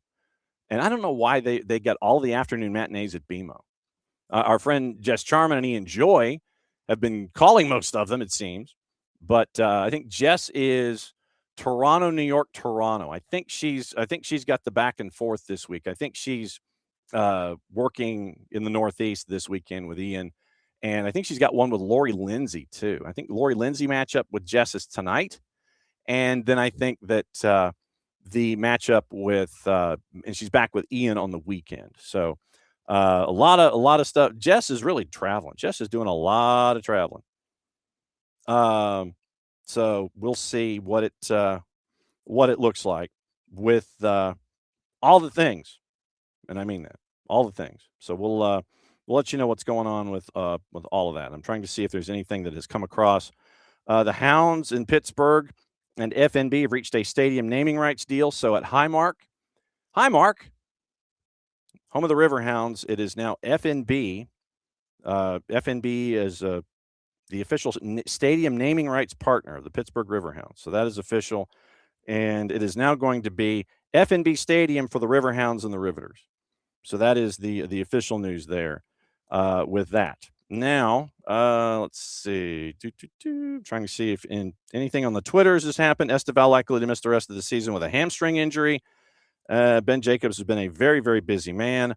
No shock. Liam Rosenior is in a fight to save his job, according to Ben. Chelsea board are discussing a plan of action, having previously planned to review Rosenior at the end of next season. Then it's looking a little different right now. So it's looking a little different right now for Liam Rosenior and his time at Chelsea. It is 10:30. 10:31, actually. But it is time to catch up with a friend of ours who's indoors. He's indoors. Can you believe it? Miguel Gallardo is indoors. What's going on, John? Pleasure to see you. And for a change this time, we're indoors. We're not getting that vitamin D today. Nothing wrong with that, brother. I'm glad you were able to join us on the midweek to kind of break things down in Major League Soccer. I do have a couple of questions, but then we can just kind of freeform it and figure out what's on your mind as we're here.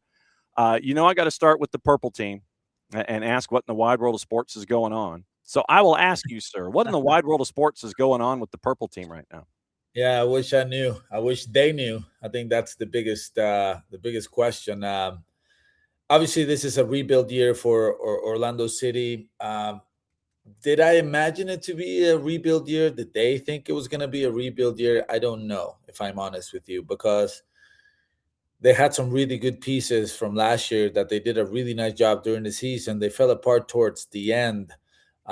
There's been a change at the helm of the whole organization, soccer-wise, which is now, it was Luis Musi, who was a VP of soccer operations, and now it's Ricardo Moreira.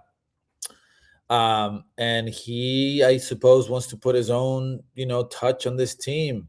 And the first big move or acquisitions was to get 3 U22 initiative Brazilians that were unproven at the top level in the first division. And yes, it is true that Otavio, Thiago had a little bit more experience with the first team, but Iago, who was a center back, yes, he was a captain of the U19's Brazilian national team, but he wasn't really getting minutes with Flamengo, and probably not many young players will get minutes with Flamengo because that's one of the best teams in the continent. Mm-hmm.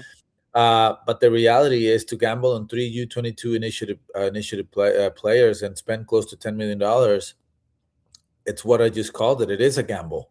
And as we start the season, it has not been a positive situation for those players. Now, there's also other things that are very important to note, like Robin Janssen, your captain, center back, goes down early on in the season. They just now got him back, and the result was the team is able to get a point. Wilder Cartagena was a player that was very important in 2024. They were hoping to get him back this season. He gets hurt again. He should be back, relatively soon. But Pasalic is not the Pasalic that started the season last year. Martin Ojeda is not having the start of the season that he had. But another move that was interesting was them getting rid of Luis Muriel, and there was a lot of criticism about him, about his lack of intensity when it comes to pressing, his lack of intensity when it comes to defending. But at the end of the day, that's not how the guy made his money, and probably should have known that when you brought him into Orlando City. Now, I will say that the best moments of Orlando City last year was with Muriel involved on the pitch. And obviously they get rid of him to make space for not what we now know is going to be an Antoine Griezmann. Uh-huh. And I don't know the intricacies of, hey, could you have gotten rid of Muriel right before you get Griezmann? Like, I don't know those contractual obligations or those intricacies that maybe made you get rid of Muriel before the season started, and you didn't really have a replacement for him. So, and I think that had to do with some of the results. And ultimately, the most important thing is you got rid of an experienced coach in Oscar Pareja who, call it what you want. He got the team in playoffs every year, and the team always looks stable. Now, was he the guy that's going to help you win a title? I think after 5 seasons, they decided that probably that wasn't the case. So, listen, I know that they're going through a lot of changes. The team is going to stabilize. It doesn't look good at the moment. Martin Peterman is an inexperienced coach at the first division. He did a great job with Orlando City B. He's coached in Argentina and other places, but it seems like Orlando City is going through some dark times, and I just don't know when those dark times are going to get better before the summer. And even when Antoine Griezmann gets involved, I think there's a lot more you need to do to this roster. That there's a lot more.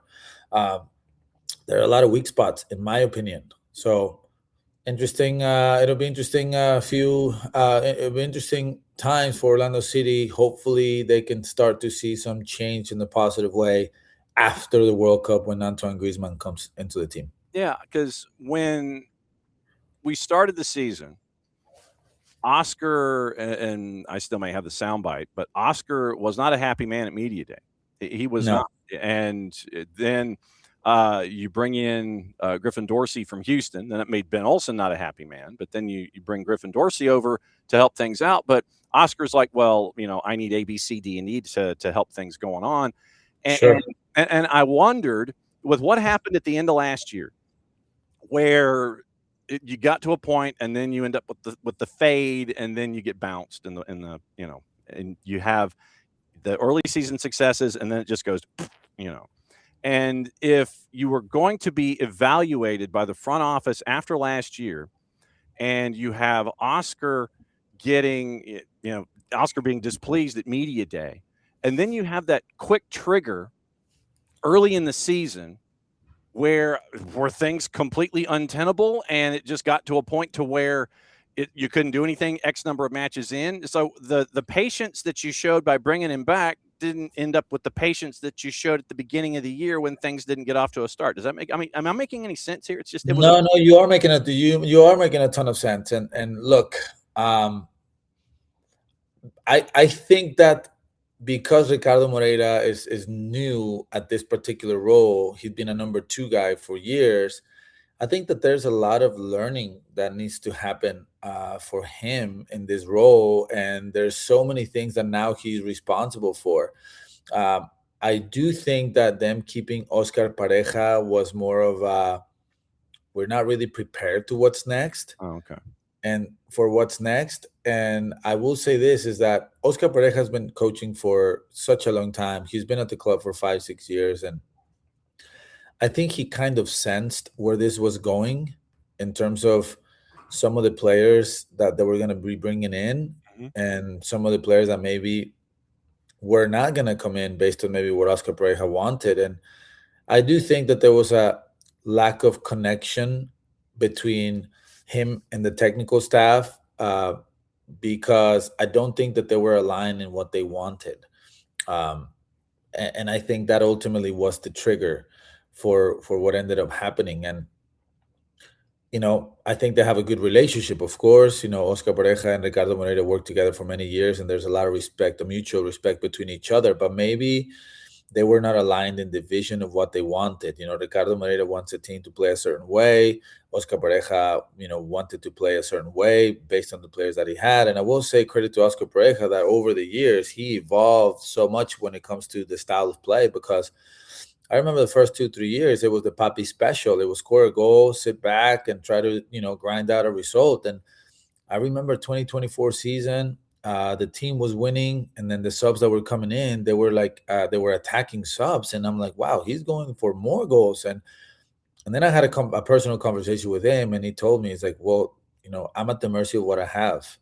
So if I have players that are going to come in and change the game by scoring another goal, then that's what I'm going to do. And if I have players that are going to come in and help me solidify a victory, then that's what I'm going to do. So over the years, I saw an evolution. of Orlando City when it comes to philosophy and playing style, and that obviously speaks a lot of Oscar Pareja. But look, at the end of the day, I've been in a locker room where you've had the same coach for many, many years, and sometimes a different voice, a different message is needed. And I don't know that that's what was needed here from Orlando, but sometimes that's what it is. And I can't tell you, obviously as we see it now, it's not the right decision, but this isn't I would like to think that the idea of this is not let's win today. It's let's start rebuilding for tomorrow and start developing young players. My hope for Orlando City is that these young Brazilians, once they get acclimated, once they got a better roster around them, they become what Ricardo Moreira thinks they can become. And then they don't just become serviceable players for MLS, but are those players that you can sell to Europe. And if that's the model that Orlando City wants to go with, I don't know that.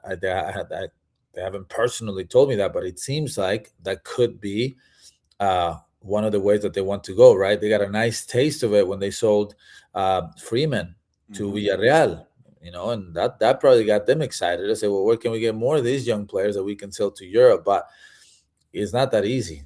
Freeman was a jewel that they found in South Florida, and they brought to Orlando City B, a couple of years before he made his debut with the first team. But the kid was developed in South Florida. And so, but obviously they did a nice job of recruiting the player and then continuing to develop him and put him in Orlando City B, where he was a winger, scored a ton of goals, and turned him into a fullback. Now, hindsight 2020, a lot of people think, well, why didn't you put him like the year before that? You know what I mean? You already had him in the system. He was banging goals for fun. And look, ultimately, it worked out very well for them. And now he is in Villarreal. He'll go to the World Cup. I think now, because he's not playing as much in Villarreal, that looks a little bit grayer, for lack of a better word. But I think he'll be involved in the World Cup, and I think that was a nice experience for Orlando City, where maybe, just maybe, getting these Brazilian players is going to, that's the hope for them, is that they can develop them, put them in good situations, and then hopefully sell them to Europe. Yeah, the whole thing with Oscar and the lack of patience is what really kind of got under my skin. It's like, well, if you were that fed up with him, then why didn't you just cut ties at the end of last year, so you're not having all of the shenanigans that you had at the beginning of the year, and then you dismiss him, and then you bring Martin Perelman up, who is, OCB, MLS Next Pro, and you're throwing him into this situation with players that he might know from, seeing on the other side of the training facility, but he's focused on OCB. And it's just it's like you open your fridge, like when we're bachelors. Yeah. And it's like you open up your fridge. It's like, okay, it's time to eat dinner. Let me see what I got. Yeah, literally. It's like, okay, I want a sandwich. And then you just kind of look and you see, okay, is the bread moldy? No. Okay, so I can make a sandwich. What about the meat over here, the cheese here? Oh, I'll add some A1. It's like, literally, it's like you got all this stuff that's happening for this Dagwood sandwich. And it's just, what's the feedback that you're getting in Central Florida? What's the patience level with? People are. I mean, you've seen at the attendance of the stadium. They're at 70%, maybe. I would argue even lower at times, and you can see it on social media. People are really, really upset, and I agree with you with the whole Oscar Pareja thing. I do think that this was, and I from what I understand, and don't quote me on this, Oscar Pareja, he told them, it's like, I am good. Like, if you guys want me to step aside at the end of the year, and they wanted to keep him. And then, Oscar, this was sort of a mutual decision. And I don't think they needed to force Oscar out, because Oscar was kind of prepared for this, as far as I understand. And like I said, he's got a reputation too. If he saw this coming, he's probably like, yep, I'm good. Okay. I took the team to playoffs every single year. I took him to a conference final. I took him to conference semifinal. I won a U.S. Open Cup. I brought playoffs every single year when the team had never made it to playoffs. If you look at his legacy with Orlando City, it's a pretty darn good one. And Unfortunately, we live in a world where people remember what you did, what you're doing today, and not what you did yesterday. So imagine him seeing this boat sinking, and thinking, I don't want this to be the last thing people remember about me and my legacy with Orlando City, because, like I said, I think people will always respect him and admire him for what he was able to do with Orlando City. It's a quick turn tonight. It is the purple team hosting Charlotte. Obviously, it's your dog tonight, and then you have to turn around, and then you're taking on DC on the road on Saturday night. When you look at these two matches back to back like this, what sticks in your head? That they're both difficult matches, especially the one in Charlotte, even though it's at home. DC United, it's a little bit more attainable, but at the same time, DC United is probably looking at this game against Orlando City and thinking, yeah, we can win this one, right? So it's anyone's game. But, this one at home in particular for Charlotte. Charlotte's a really good team, very solid team. They're in playoff situation. They have a really good defense. They have Tim Ream as a leader on the back line, and people still question his ability to, move fast and be fluid. They're looking at that driver's license, brother. That's what they're looking at. That's what I'm trying to say. I mean, the dude still looks good. He's part of the national team, and he's a leader back there. And he's got really nice support with this young center back in Morrison Ajiman. Mm-hmm.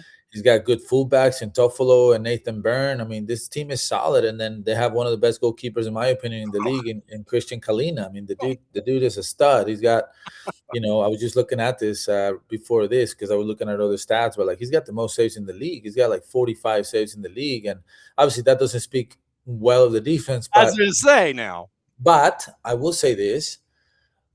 Part of Dean Smith's style is to be defensive. And look, and I say this to people all the time when they ask me about goalkeepers and particularly the Dane Sinclair's situation with Miami, right? Because when that signing happened, I called out and I said, look, I don't know that this is what they think it's going to be. You being a goalkeeper of the year, there's so much context to it. And I'll give you an example. Let's just look at the last 3 goalkeepers of the year.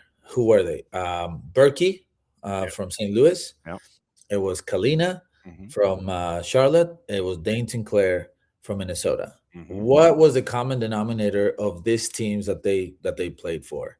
They were ultra defensive. They were low block teams. They were counterattacking teams, and so they gave up a lot of shots. But they were giving low percentage shots outside the box. And for the goalkeeper, speaking from my personal experience, that's the easiest thing to do as a goalkeeper. That's the one thing that you need to be good at, is being a shot stopper. Mm-hmm. And you could take 95% of the goalkeepers in Major League Soccer. They're all good shot stoppers.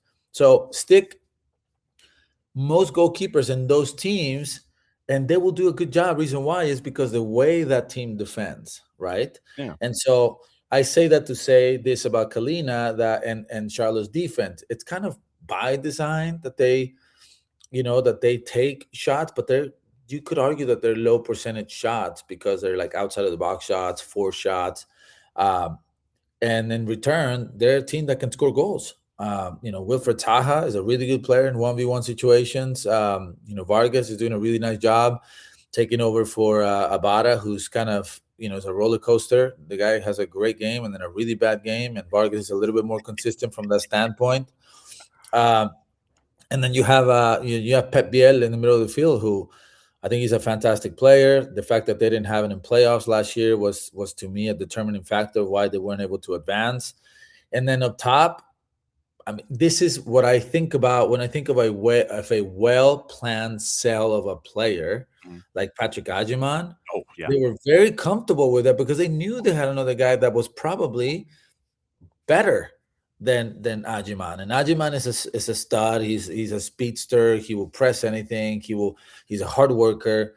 But Tokolamari is probably a more complete player. So they're like, yeah, sure, we'll sell him because we know in an ideal case scenario for us, we have a player that can do a better job. Mm-hmm. So that, I think, lessons should be taken out of that transaction from Charlotte, speaking about other teams that we were speaking about. Yeah. But I think it's a very complete team. I think it's going to be very difficult for Orlando City.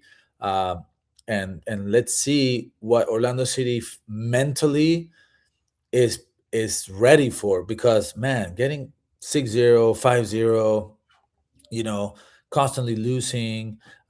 There's a little bit of,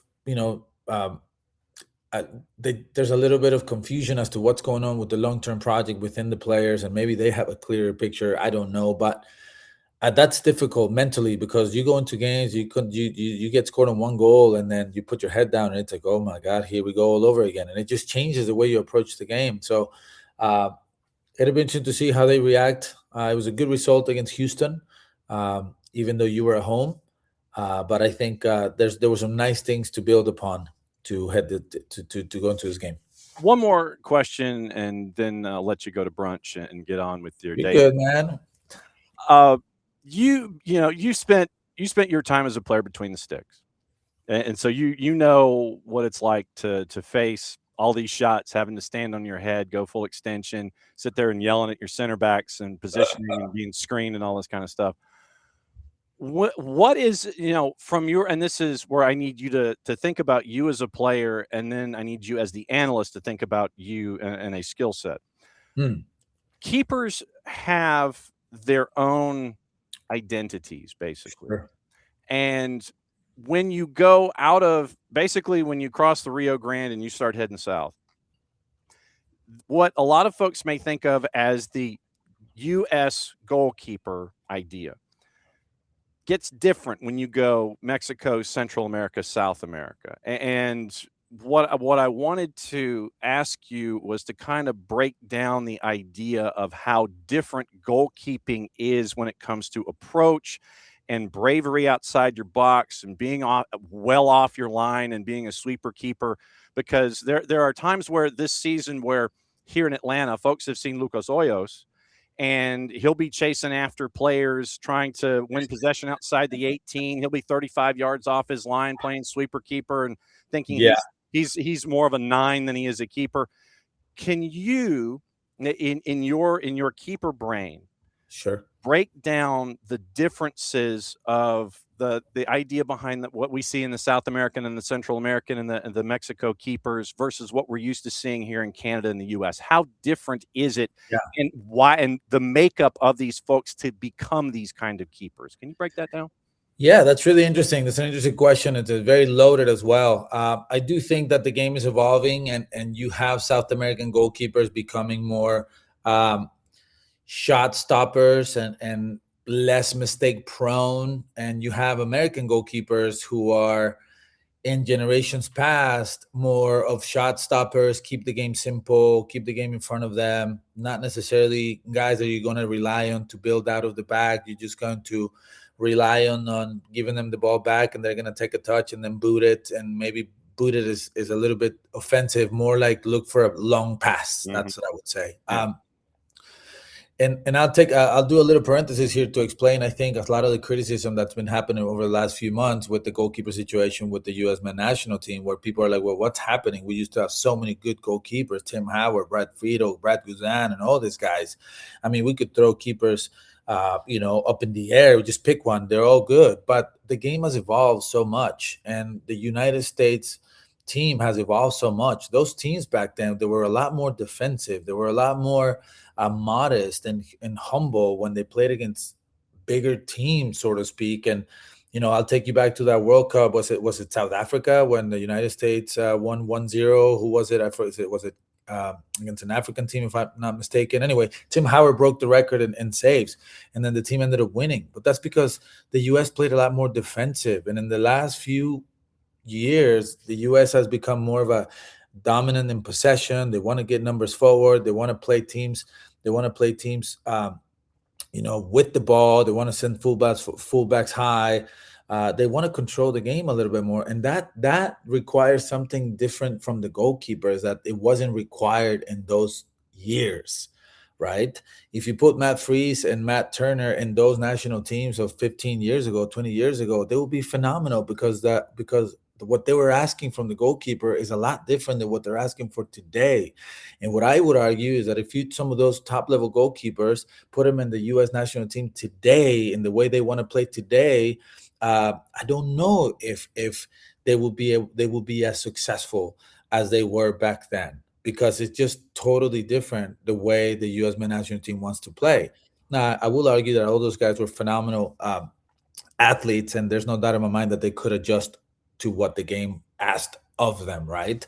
And so I say that to say that it's been evolving. The game is asking different things from goalkeepers. In South America, you have guys who are goalkeepers that were also very good on the ball because, we grow up playing soccer every single day outside, dribbling until we lose the ball.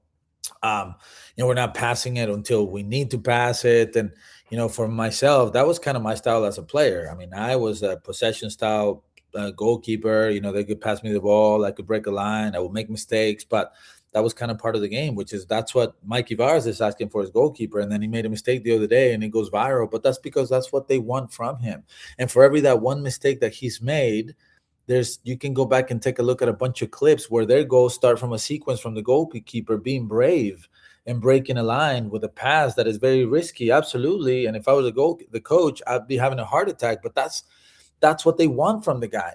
But it's very easy to focus on the mistakes, and that's a risk that you take when you play that way. So I think the game is evolving. Like I said, I think I like a combination of both. I really do. And as I grew in my career and as I start evolving in my career, I realized, you know what? Maybe I don't need to take so many risks coming out for balls, in the penalty area. Because in my mind, I was like, I want to prevent the guy heading the ball that way I don't have to make a save, right? Yeah. And that takes a risk, and that doesn't go down in the stat sheet, and that doesn't look as cool as staying in your line, waiting for the guy to make a play, and then you have to make a save. Because if you get scored on, no problem. It was a clean header. But if you make a save, like, that's great. But I'm rambling a little bit here with that situation, but that's what I mean with Hoyos. With Hoyos, he takes a ton of risk. I think a lot of times unnecessary risks. I think that's part of what Tata Martino wants from him, because Tata Martino wants to be a possession-based team, and I don't know if Hebert is that guy. I don't know him as well as I would like to know him, just because I only have a sample size of when he was able to get some games. But I will tell you something very important, because I did ask Tata Martino about that situation. And I said, do you really want your goalkeeper to be so risky? What does Hoyos bring to the table that Hebert doesn't bring to the table? And I know what it is, but I want to hear it from you so that I can say on the broadcast, hey, Hoyos brings this to the table, because how can you explain to them that you're bringing a goalkeeper that's 36, 37 years old, that's 5'10", that in that particular time of our interview with Tata Martino had not had a great start, and he still hasn't proven to be a great goalkeeper. What is it about him that is making you play him over Hebert? And you know what he said to me? He said, we brought Hoyos as an investment to make Hebert better. Mm-hmm. So, and I thought that was really interesting. Now, how much do I believe of that? I don't know, because look, if Hoyos is not giving you the results, it's not, and I'm not saying he's the only player that's liable, because everybody there is in shambles at the moment. I would have thought that there would be opportunities to play Hebert more now because of the situation. And if your bet is your young goalkeeper, well, this is a time to play your young goalkeeper, because there's so many things that need fixing. Might as well put him in this situation to see what he can do.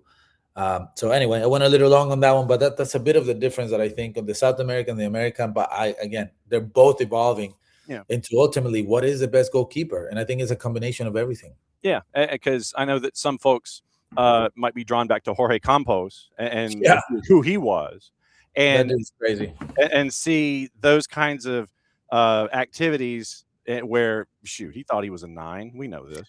He was a 9. That's the difference with him. He actually played as a 9.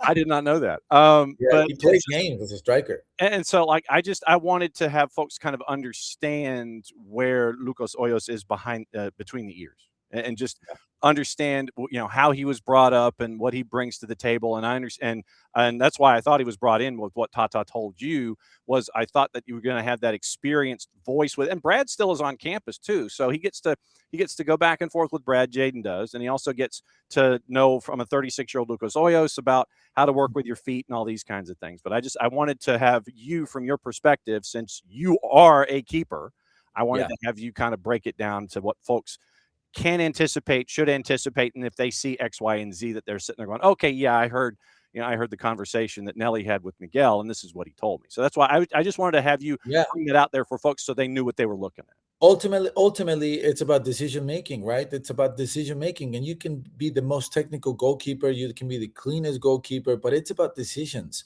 And so, okay, yes, can Hoyos have the ability to make a 20-30 yard pass on the ground to a defensive midfielder or one of their number 8s, so that he can turn and then attack?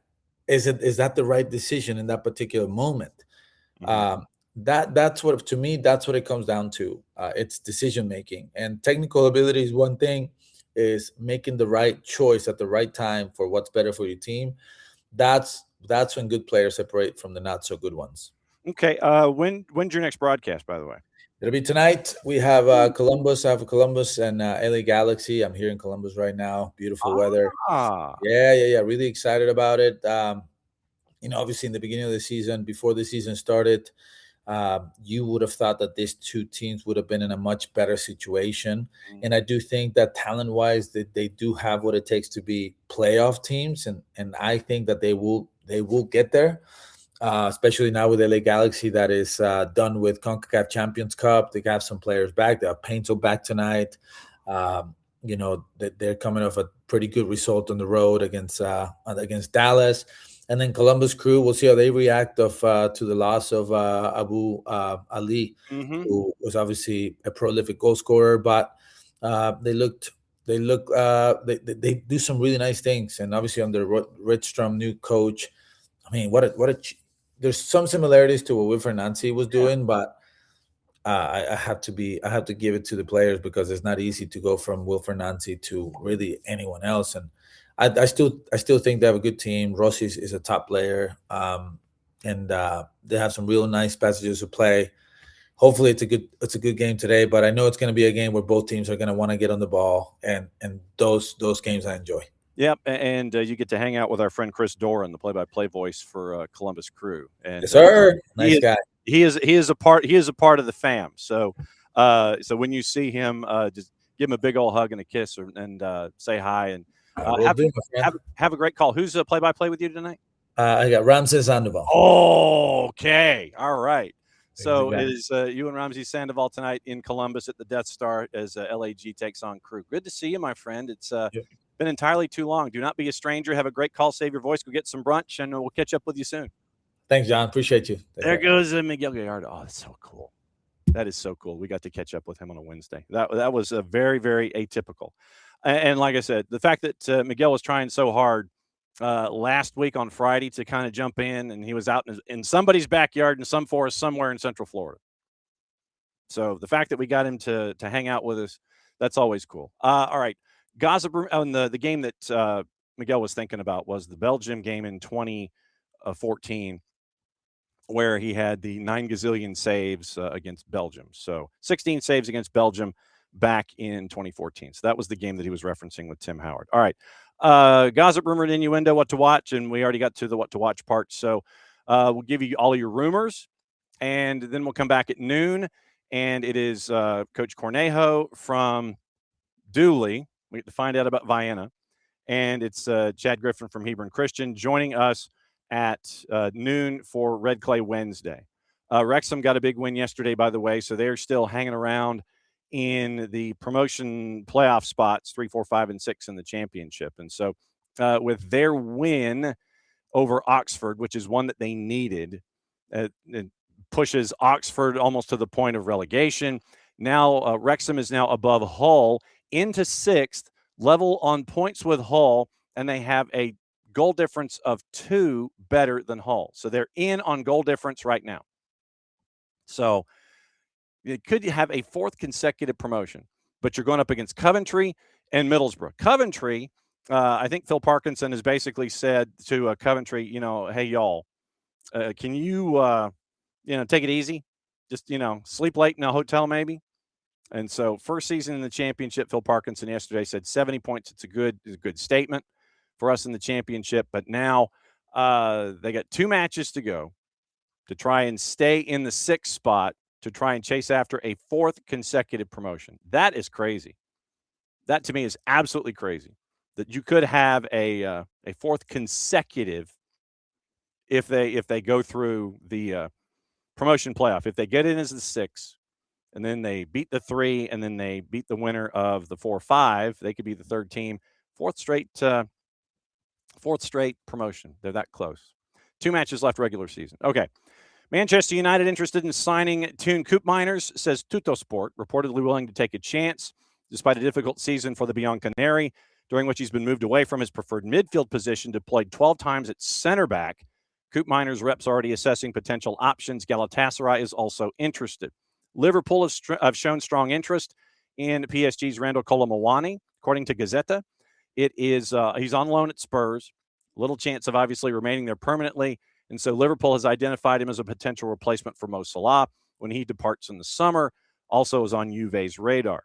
Bayern Munich have turned down inquiries from Real Madrid and Manchester City for Alexander Pavlovich, according to Bild's Christian Falk. Bayern have no interest in parting ways with him. He's established himself as a key player in Vincent Kompany's squad, scored in the second leg, win in the quarters in Champions League over Los Blancos, made his debut for Bayern in October of 23, coming through the youth system, has a contract through 29. Barca laying the groundwork in their pursuit of Internazionale defender Alessandro Bastoni, says Mundo Deportivo. The La Liga club want to secure the 27-year-old international to a 5-year deal.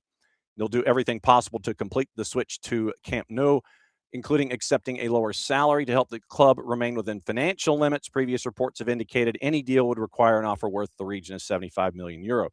Kobe Mainoo reached a verbal agreement over a new contract, according to the 3-letter paper. 21-year-old reportedly agreed to a new 5-year deal. Significant salary increase, seeing him earn in the region of £150,000 a week. Regular starter under Michael Carrick. 11 Premier League starts this season. The hierarchy hoping to make an announcement before the end of the season. Real Madrid have identified Stuttgart head coach Sebastian Hoeneß as a potential option for their next manager, now monitoring him very closely, according to Christian Falk. Sport, Barcelona is lining up a 15 million euro move for Real Sociedad keeper Alex Ramiro as a backup for Joan Garcia. Gazzetta again, AC Milan keeping close tabs on Atleti striker Alexander Sorloth amid plans to strengthen their forward line in the summer. Florian Plettenberg, Brighton keeping an eye on backup Manchester City keeper James Trafford, open to leaving the Etihad to get more regular minutes. Ben Jacobs once again. Bayern, Atleti, teams in the Prem looking at midfielder Samuel Martinez, recently became a free agent after leaving Atletico Nacional. Spurs confident they're keeping hold of Archie Gray if they survive relegation, according to Football Insider. Feyenoord yet to make a decision on the future of Raheem Sterling, despite reports the Eredivisie club had made plans to release him, 3-letter paper. Internazionale interested in Como midfielder Maximo Perroni, according to Corriere dello Sport. Ekrem Konur, Leicester expected to part ways with defender Caleb Okoli after being relegated. Interest from Milan, AC Milan, Bologna, and Torino. Bayern's defender Kim Min-jae isn't planning to leave the club in the summer, previously linked to AC Milan. That's from Florian Plettenberg. Galatasaray aren't planning to activate the option clause to sign on-loan Napoli winger Noah Lang permanently. Once again, that's from Nicola Shira. Let's see if there's anything else that we missed. Once again, we do have action going on in the Premier League today. Bournemouth Leeds, Burnley, Manchester City. Both of those are at 3 o'clock. We mentioned the discussion that the Chelsea boardroom is having over the future of Liam Rosenior. So we'll see what happens there. Roman Abramovich apparently has taken Jersey to a European Court of Human Rights in the Chelsea fund row. Tom Morgan at The Telegraph. Russian billionaire claims investigations by island authorities into his finances are unfair and abusive. Taking Jersey to the courts over a violation, in quotation marks. Russian lawyers have filed a court application claiming criminal investigations by island authorities into his finances are unfair, abusive, and a violation. 4-year legal battle. And now Abramovich has a heavyweight legal team that includes Eric Hirschman, prominent former White House advisor, and Lord Wolfson, King's Counsel, KC, shadow attorney general in the House of Lords. Now, remember back in November, following the removal of a privacy order, how the Jersey dispute was a key factor in delaying the release of the £2.33 billion of the Chelsea sale fund for war victims. Jersey first took action against Abramovich in 2022, freezing the assets historically linked to him there after Bowley Clearlake bought Chelsea as he was sanctioned with alleged links to Vladimir Putin. Application filed to the European Court this week. A representative for Abramovich told The Telegraph, and this is lawyer speak, so let me clear my throat. Quote, this investigation, which is dragged on for years without charges, transparency, or credible evidence, represents a clear abuse of power by the government of Jersey and a violation of fundamental rights. Authorities have withheld key information and ignored basic procedural safeguards, showing how this is not a legitimate legal process, but one driven by political motives. We expect the European Court of Human Rights to recognize these failures and reach the same conclusion, end quote, harumph, harumph, harumph. Abramovich camp says he's been unable to release the Chelsea funds he pledged for war victims because the money's tied up in the Jersey dispute. Company's House records show his UK-registered vehicle Ford Stam, which received the fund, has an outstanding $1.5 billion debt to Camberley International Investments, the Jersey parent company that was hit with an assets freeze. Abramovich, so according to The Telegraph, has defied warnings of UK court action for the release of the Chelsea funds, while his Jersey litigation remains ongoing. So if I'm reading this correctly, he has a UK-registered vehicle that got money, but the parent company to the whole thing that is Abramovich's is based in Jersey and is claiming it's owed $1.5 billion by the all right, so let me get this straight. The UK registered company of Abramovich, which has the fund, has a $1.5 billion debt to a Jersey parent company of Abramovich's that was hit with an assets freeze. So my guess is that what they're looking for, meaning Abramovich, is that one company owes the other. Abramovich will sit there and say, well, I have this debt I have to take care of. I can give you the 850 million pounds left over after I pay myself. How about that? That's my guess. So while in litigation, we have that going on with Roman Abramovich. So Abramovich back in April 22 said that the funds should be available for all Ukraine war victims. Royal Court of Jersey imposed a formal freezing order on 5.3 billion pounds worth of assets linked to him at the time. Abramovich has won several court decisions on the island since he seeks to retrieve data about the case. A formal respondent to the appeal will be in the United Kingdom now. So your requested required readings over at the Telegraph involving money and Roman Abramovich. Now, we mentioned Tchouameni and Manchester United, keeping an eye on all of that. Let's see. I think we're good with that paper. So let me see. So that's one paper down as we check all of the other notes.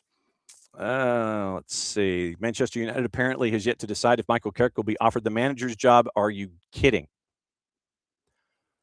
Guardian European Championship qualifying may switch to a Nations League style format, according to Nick Ames, exclusive to the Guardian. Men's tournament would follow the Women's World Cup method, and it would likely come in after Europe 2028. Plans presented to UEFA's National Team Competitions Committee yesterday, now considered by the individual football associations, who will then discuss them in smaller groups over the coming days. Final decision taken by the UEFA Executive Committee in Istanbul before the Europa League final. So keep an eye on that and how things could change. Let's see. David Silva, Project ACL. We talked about all these things. Coventry winning the championship. Lincoln got the League One title. It looks like the PIF owners are going to question Eddie Howe in the next week on the poor run of form. So keep an eye on that going forward as well. Let me see if there's anything else. I'm going to check one more source. Then we're out of here until noon when I come back. And we're talking high school with a couple of coaches.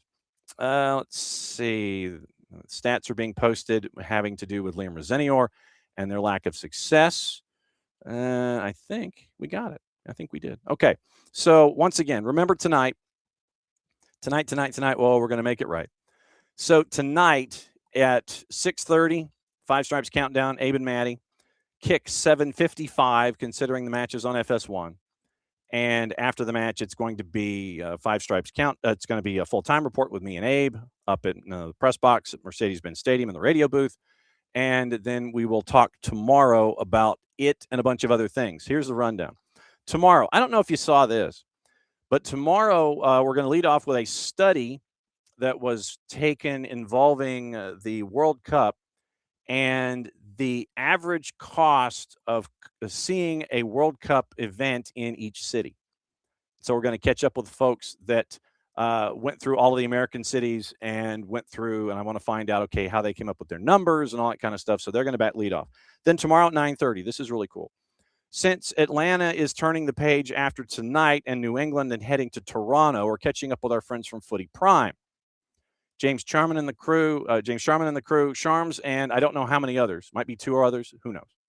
But James Sharman and the Footy Prime crew, you might know them from their time in Canada. They've been with us before. They've got their programming now on Sirius XM up in Canada.